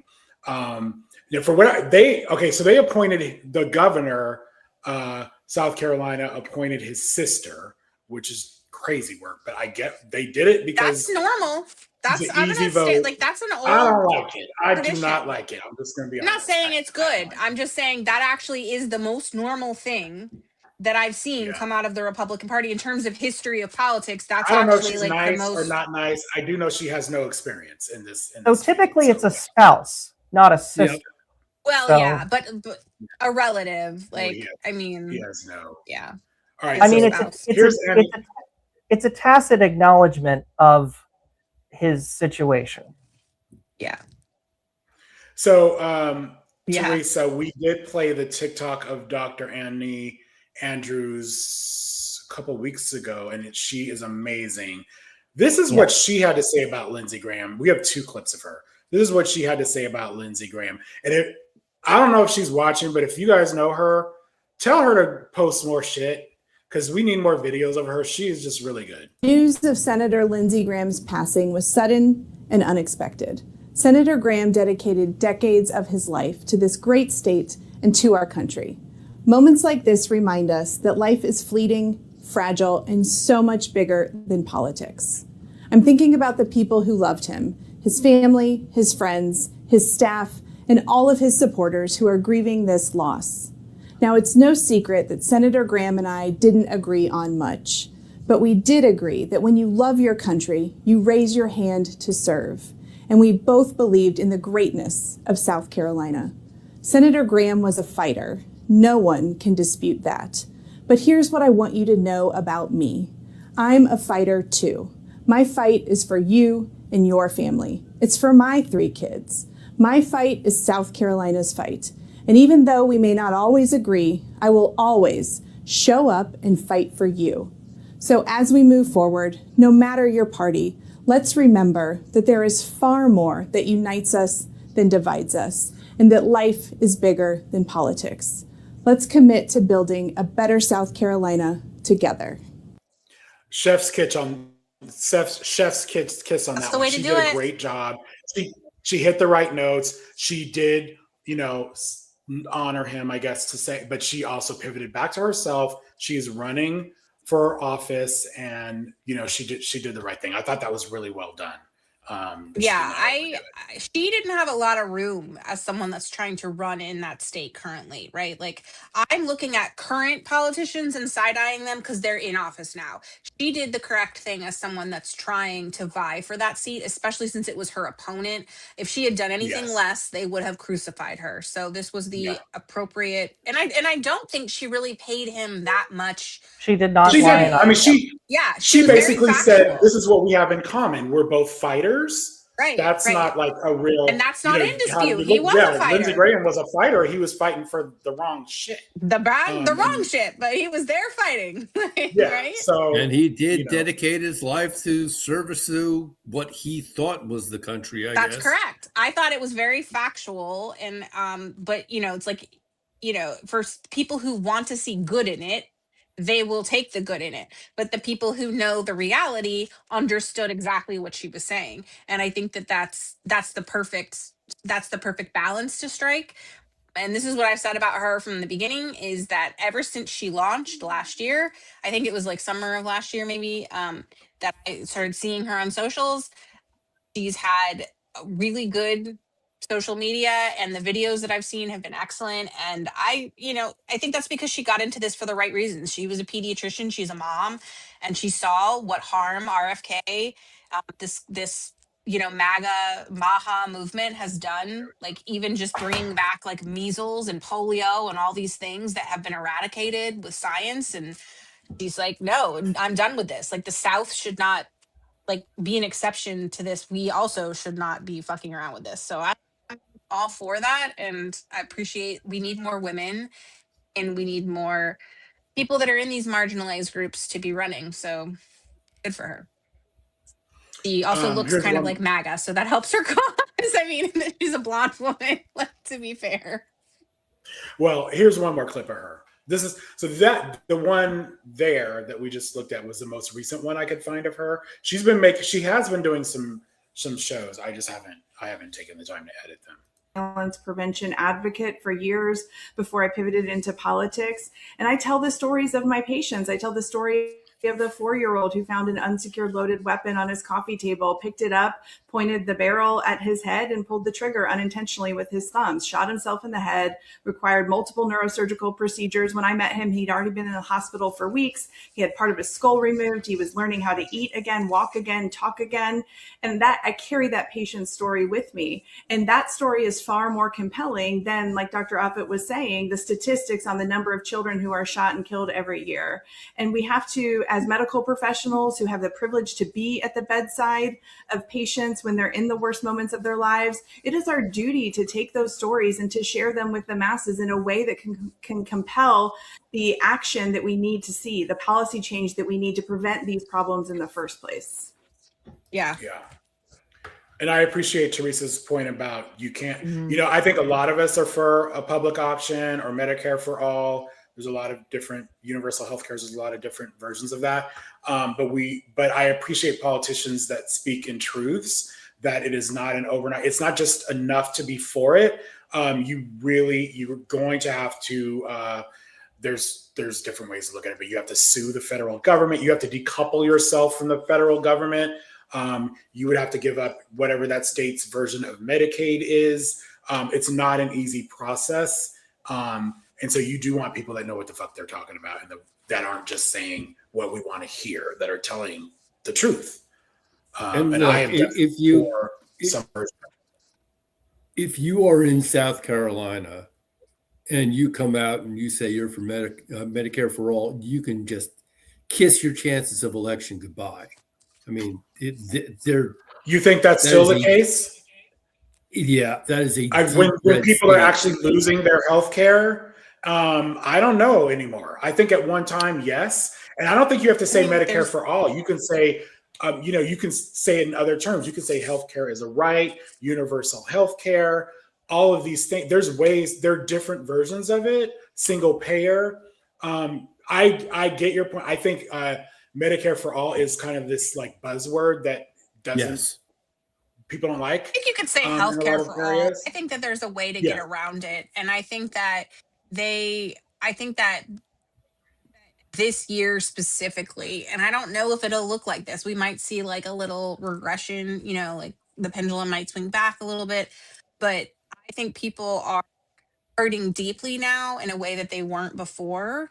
And that this is the first time that we're really seeing people being willing to, why is my face so... Because I chased Chris out with my incisive commentary on Medicare for all in South Carolina. Clearly, no, but I really feel like people are. We talked about this on a call I had on Tuesday, and it was that the economy has always been really the thing that changes people's minds, the people that pushes people to the polls, and also government overreach, right? When a party has too much power, people don't like it. And not only like do they not like it, I mean, because right now what we're seeing is corruption.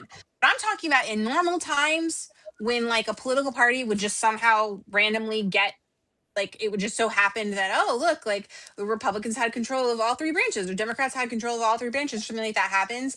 Like we oftentimes see them losing seats. And we talk about this with the party in power, like where the midterm election comes along and that party that's in control of the White House loses some seats in Congress. That's supposed to happen. It happens all the time because people just naturally, inherently are like, I don't love it when one party has too much control. So not only do you have that normal sentiment that exists before Trump, but now you have someone who is knocking down monuments and buildings and spending money and starting wars and deploying ICE agents that are murdering people in their communities and that are housing them in like things called alligator Alcatraz.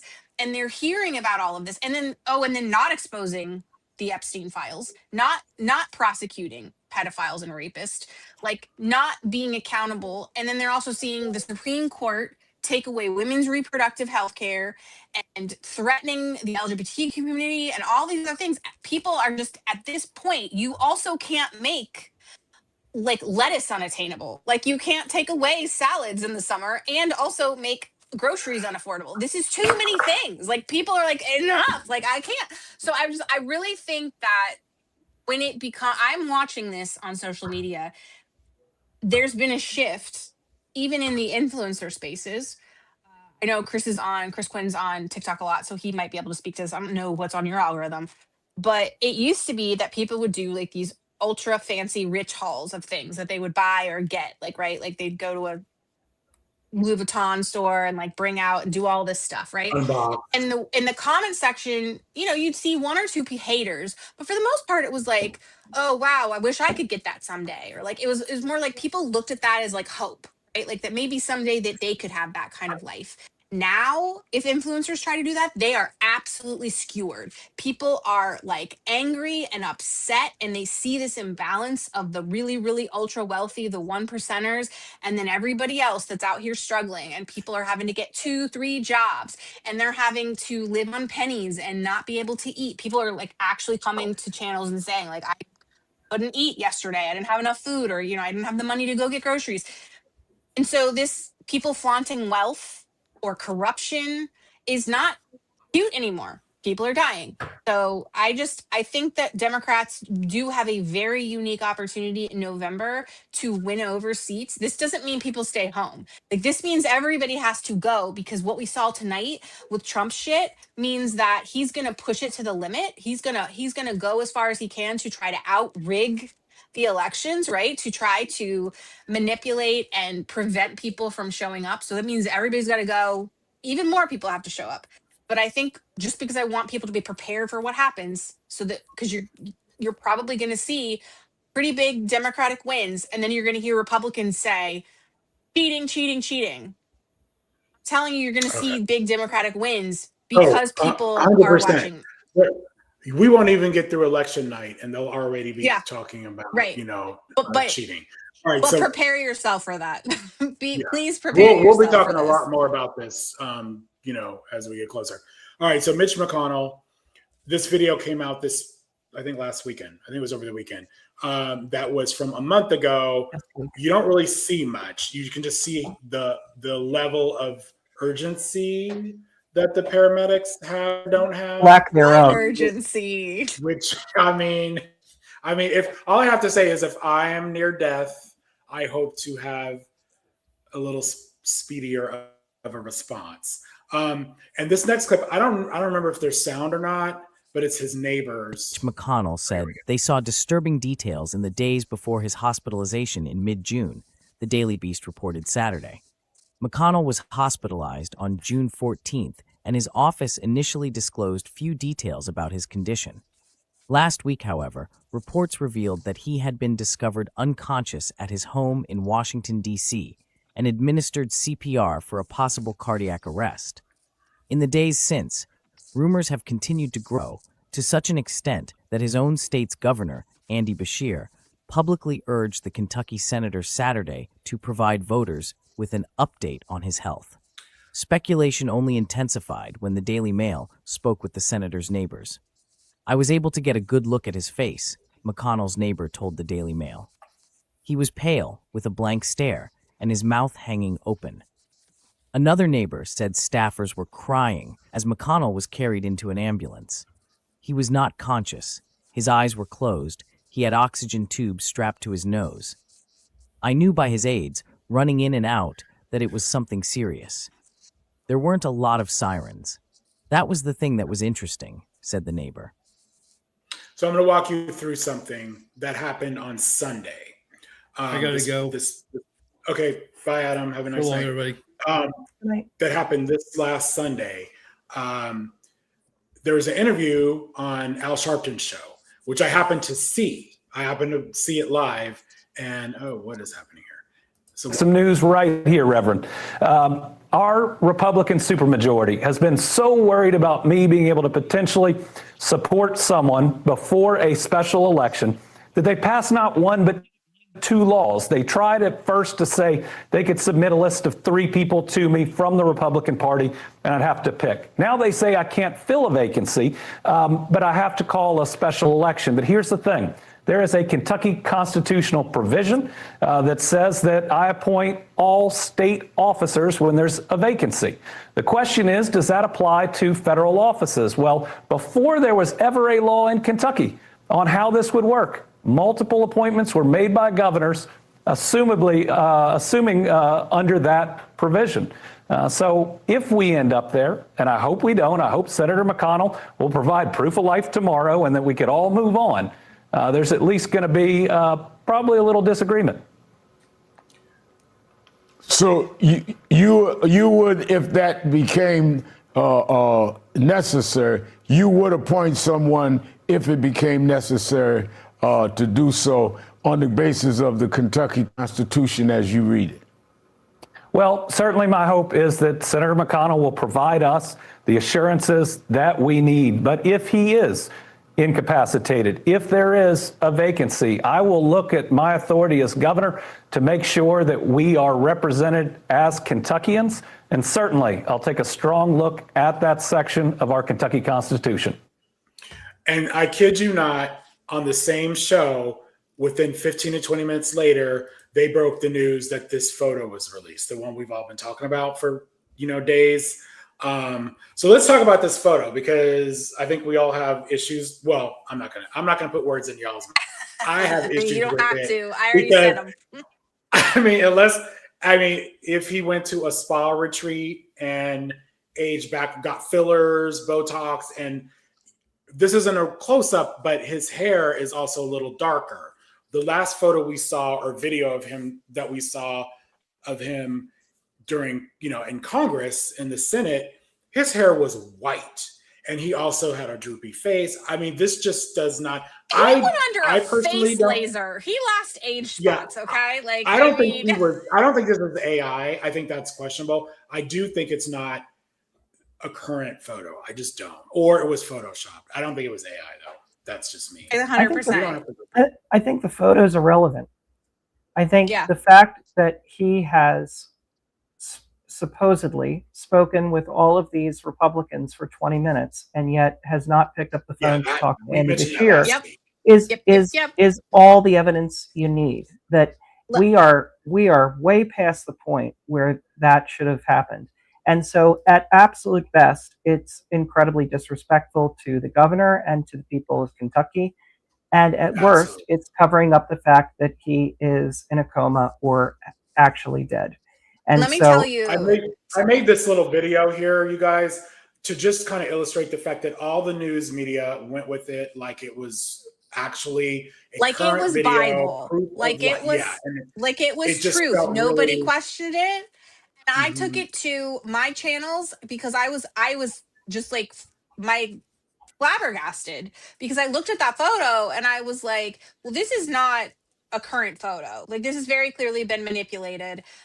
And also, if you look this good sitting up in bed, why the fuck aren't you live streaming your proof of life? Like, right? Why aren't you doing something?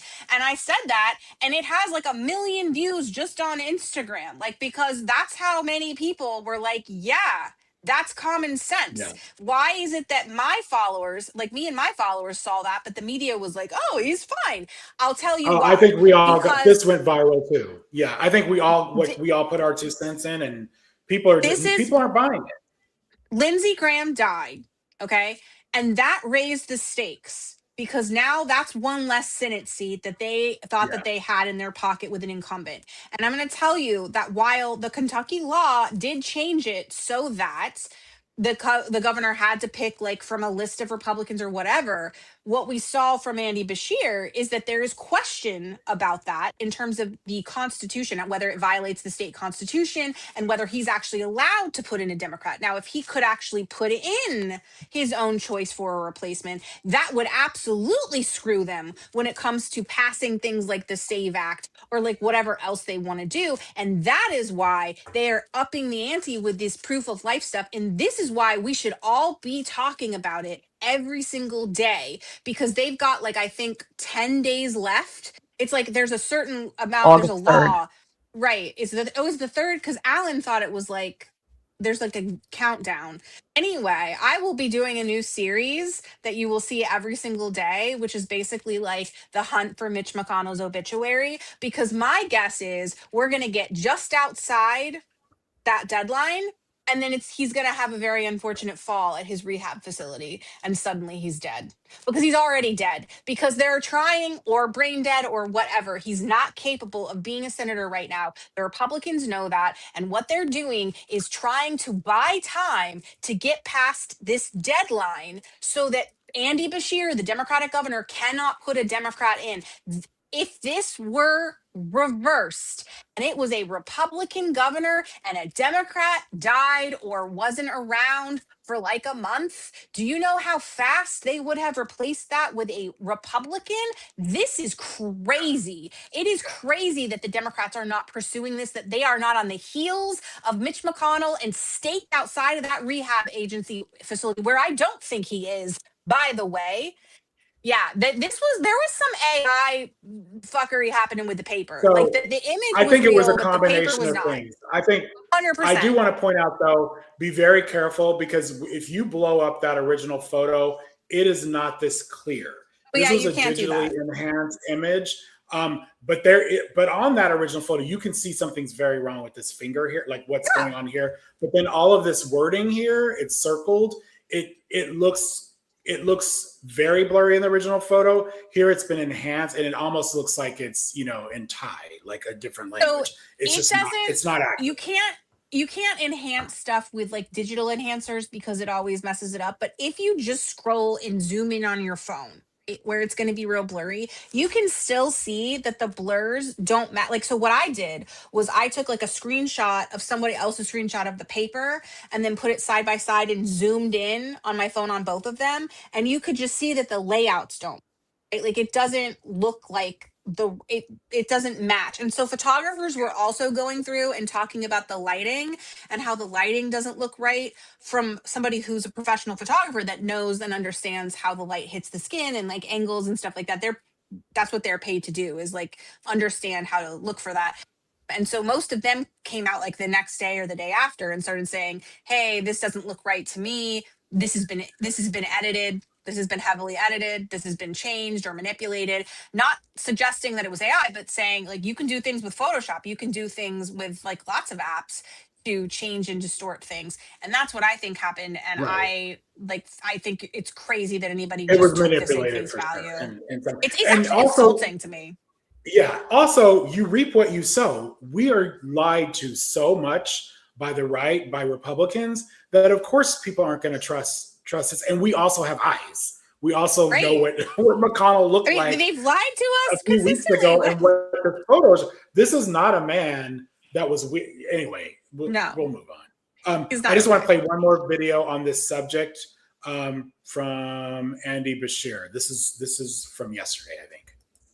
No official response, nothing sent to our office, no letter, no email. Now, he did put out a public statement, and that's a step in the right direction. But I view this the same way our families would have to deal with something like this. I mean, if anybody out there, your viewers, were in the hospital for a month, they'd have to call their boss at work and explain what's going on, explain what happened and what their path is to coming back. I'm glad he's putting pressure. I think he should do more of these news conferences. I think other politicians should be doing the same. to Chris's earlier point, that there are constituents that have no representation as far as the Senate goes. They need truthful, like I need a live stream. I need I need him wheeled into Congress. I don't know, but you can't just give me a photo at this point. That's not going to do it for me. If that photo is real, I think a 30-second video is well within his capabilities. Same. Yeah. This is why we'll be doing the countdown to Mitch McConnell's obituary. I got to figure out what day we're on, but I think we're gonna do like a start every single day, like reporting if like Mitch McConnell's waiting for his obituary, because that's what they're gonna do. They're gonna drop it as soon as they hit that deadline. All right, so we are winding down here. Week's best. I'll go first because I have it in the queue already.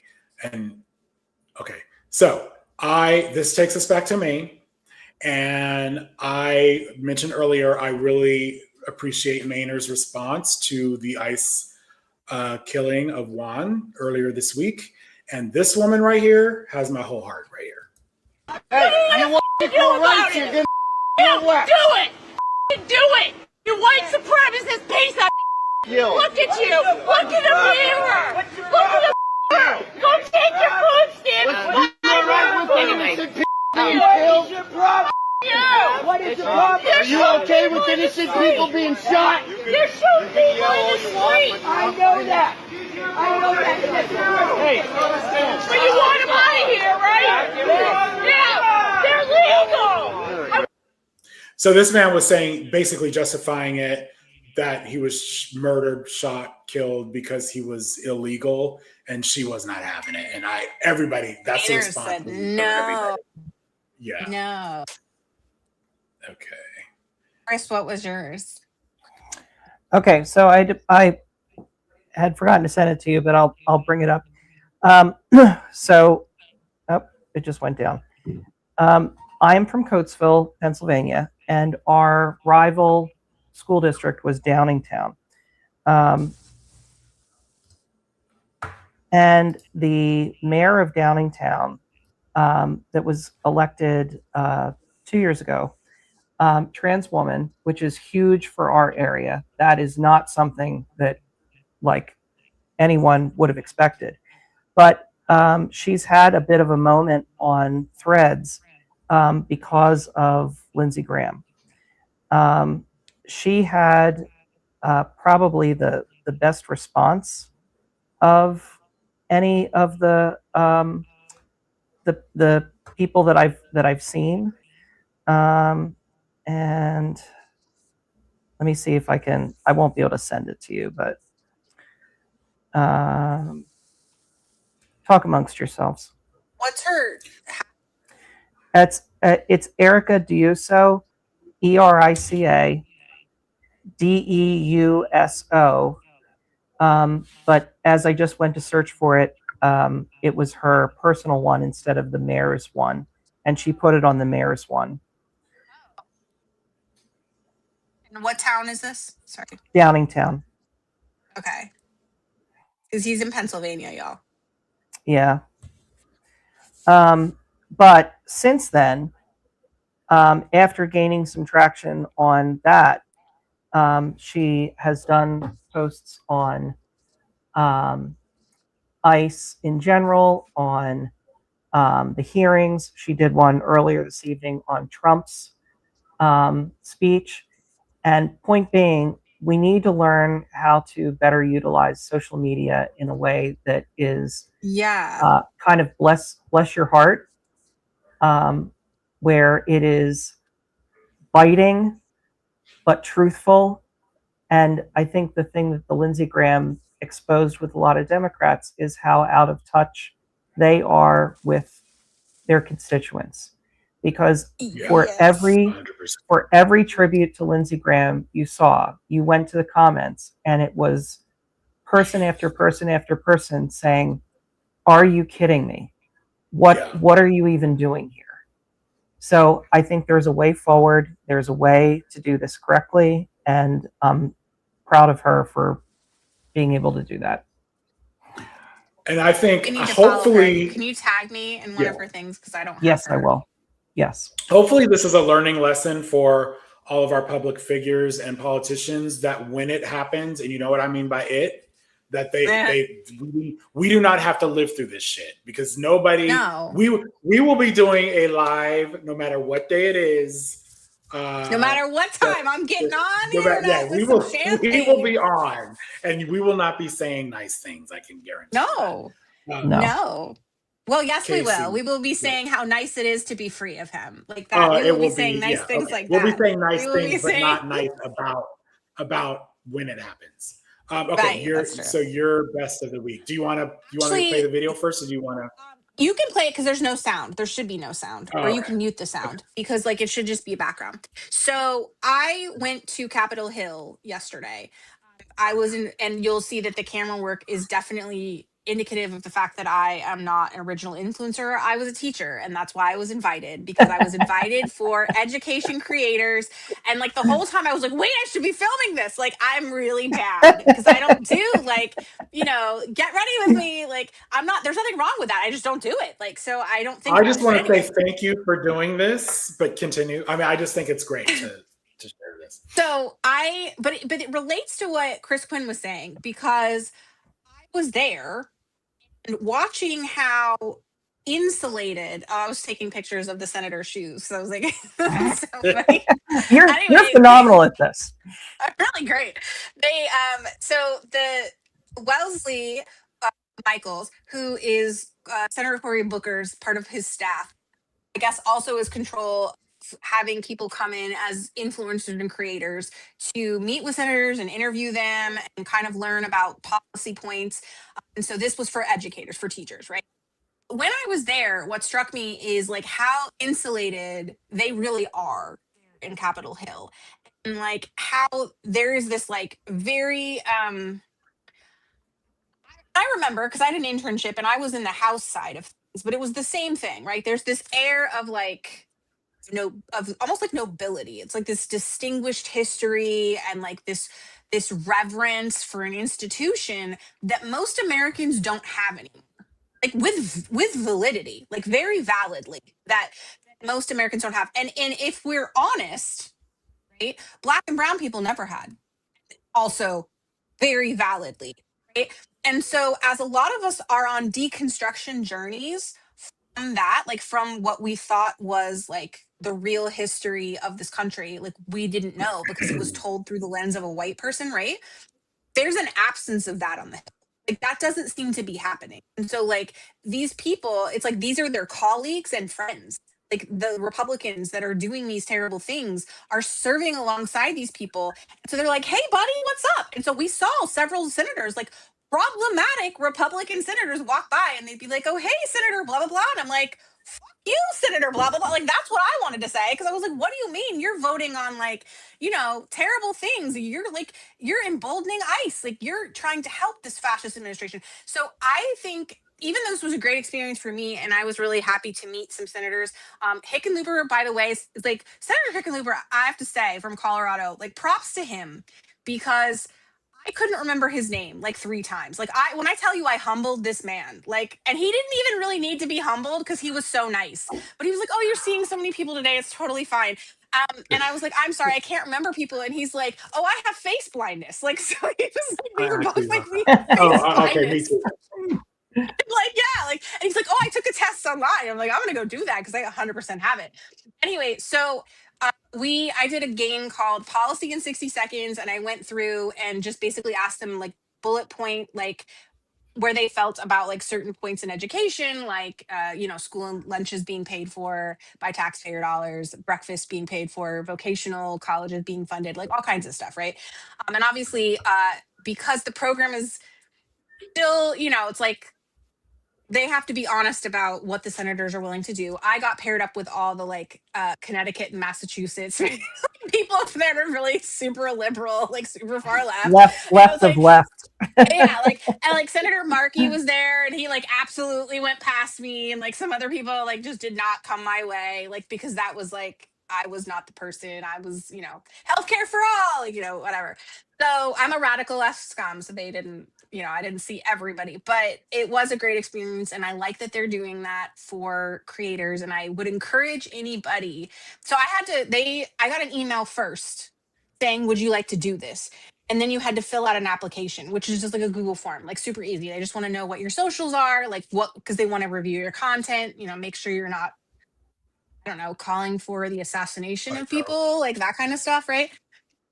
And then you can come, they choose you. And so there was like, I think 7 or 8 people, and it was great because you got to kind of also talk to them and see other people from other states and like what they're doing in education.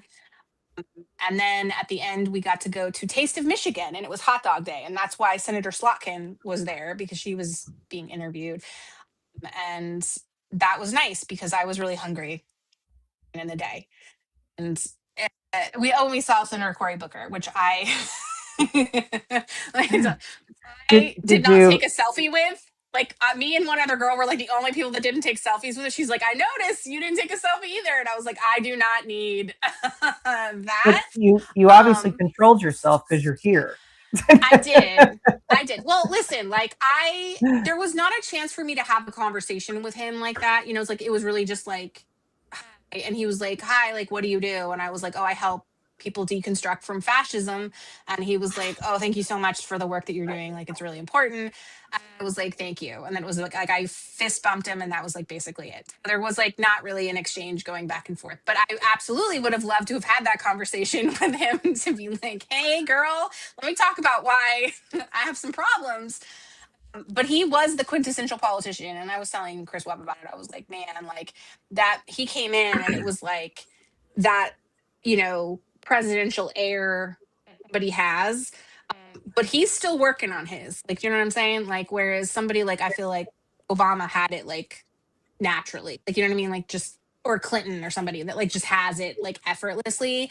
I think Cory Booker's having still definitely like, he was really nice and was very enthusiastic about. He was great. That was Tina Smith from Minnesota, Senator. Mm-hmm. Yeah, she was lovely. Apparently, she's leaving. Right, she's the seat that they're filling. I love that you did this, and I think I love that you're sharing it. I will go back to what you said about like how these like, should we say awful people are like walking the halls and saying, yeah. I have heard that so many times that they behind the scenes also these people are not necessarily fans of Trump. But then when when they're on camera, they're like, he's the dude or whatever, so it's just it's kind of true. Also, some of this is weird because you're not allowed to take video, and I had live pictures in and I forgot to like make them still.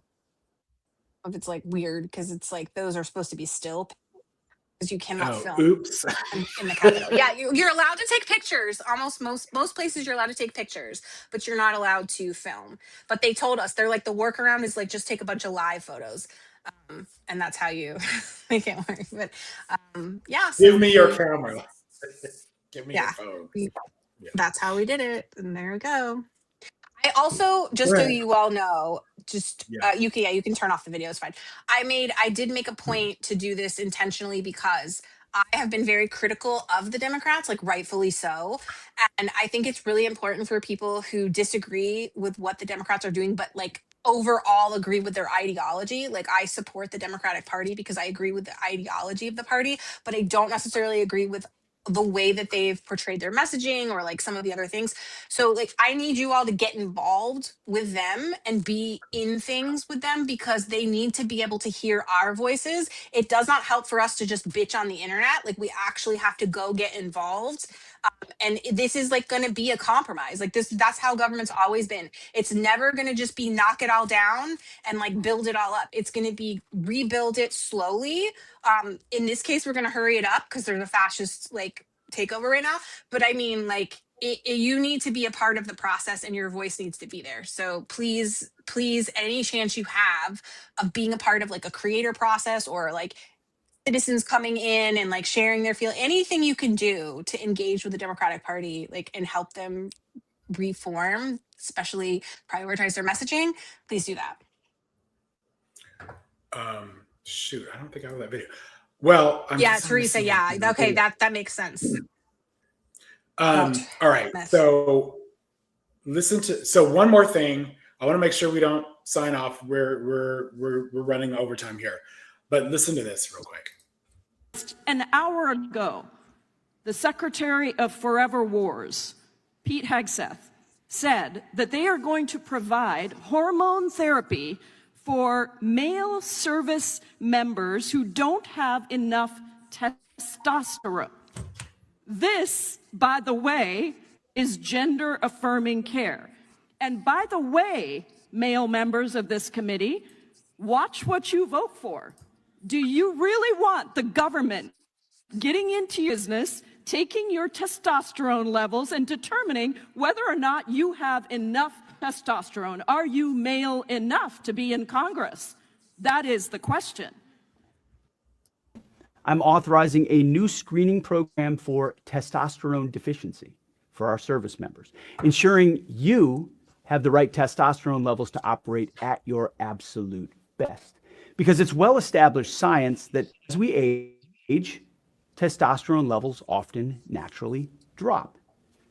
Under the supervision of our world-class medical professionals, warfighters age 30 and older are going to be tested annually as part of their periodic health assessment. It's a health assessment that happens every year. We're just adding this test. Those under 30 can voluntarily choose to get the test as well. If treatment is recommended, it's entirely your choice to receive testosterone replacement therapy. This initiative, it's not about artificial enhancement. It's about restoring and optimizing your natural capabilities, protecting your longevity, and ensuring you have the biological foundation required to sustain the fight. So these are the same people that they're against the jab, they're against mandates. And apparently he's trying to say you're not required to get hormone or testosterone low T injections or whatever the fuck. But they are requiring you to get the test. This is absolutely them telling on themselves. I guess. This is a bunch of fragile, weak men with limp levels of testosterone that are projecting onto you, and they want you to make tons of babies. And so this is what they're doing. This is. So I just wanted to make sure everyone saw the dystopian level that even our military is being faced with. And on that note, good night. I'm telling you, from now on, Sweet I dreams. need you to switch. I need you to switch those segments. Like, we have to end on the positive note. Like, we can't be ending on limp levels of testosterone. We'll do one more I thing, then we'll do do it. a week back. Oh no! I thought it was. I think we had a good time tonight. We covered a lot of ground, a lot of ground, and what a freaking week! Even today, we could just stayed on Trump the whole night with his damn. We could have. Yeah. Yeah. Oh, CTA. The CTA for tonight is to call your members of Congress and reiterate that you do not support the SAVE Act. I've already seen Patty Murray excoriate him on Threads. And she was like, this SAVE Act is going nowhere but the trash, which is where basically the president's whole speech and agenda should be. Good for her. And while you're at it, push them on funding. Like, are you going to pay me to get what I need to get? Are you going to fund constituents to get the IDs and all of this stuff? That's right. This is not okay. And I need to be compensated. If you have a Republican senator, then you need to be asking the questions about who's paying for this. How is this not a poll tax? I need you to explain this to me. Push them on this. Tell them what you feel, but also push them to answer and account for that. And with Democrats, just make sure that they know you feel the same way, because they need your support right now to be able to stand up against this administration. All right, everybody. Good night. We'll see you next Thursday at My 10 dog Eastern. said good night. Good night. Good night. Good night, everybody.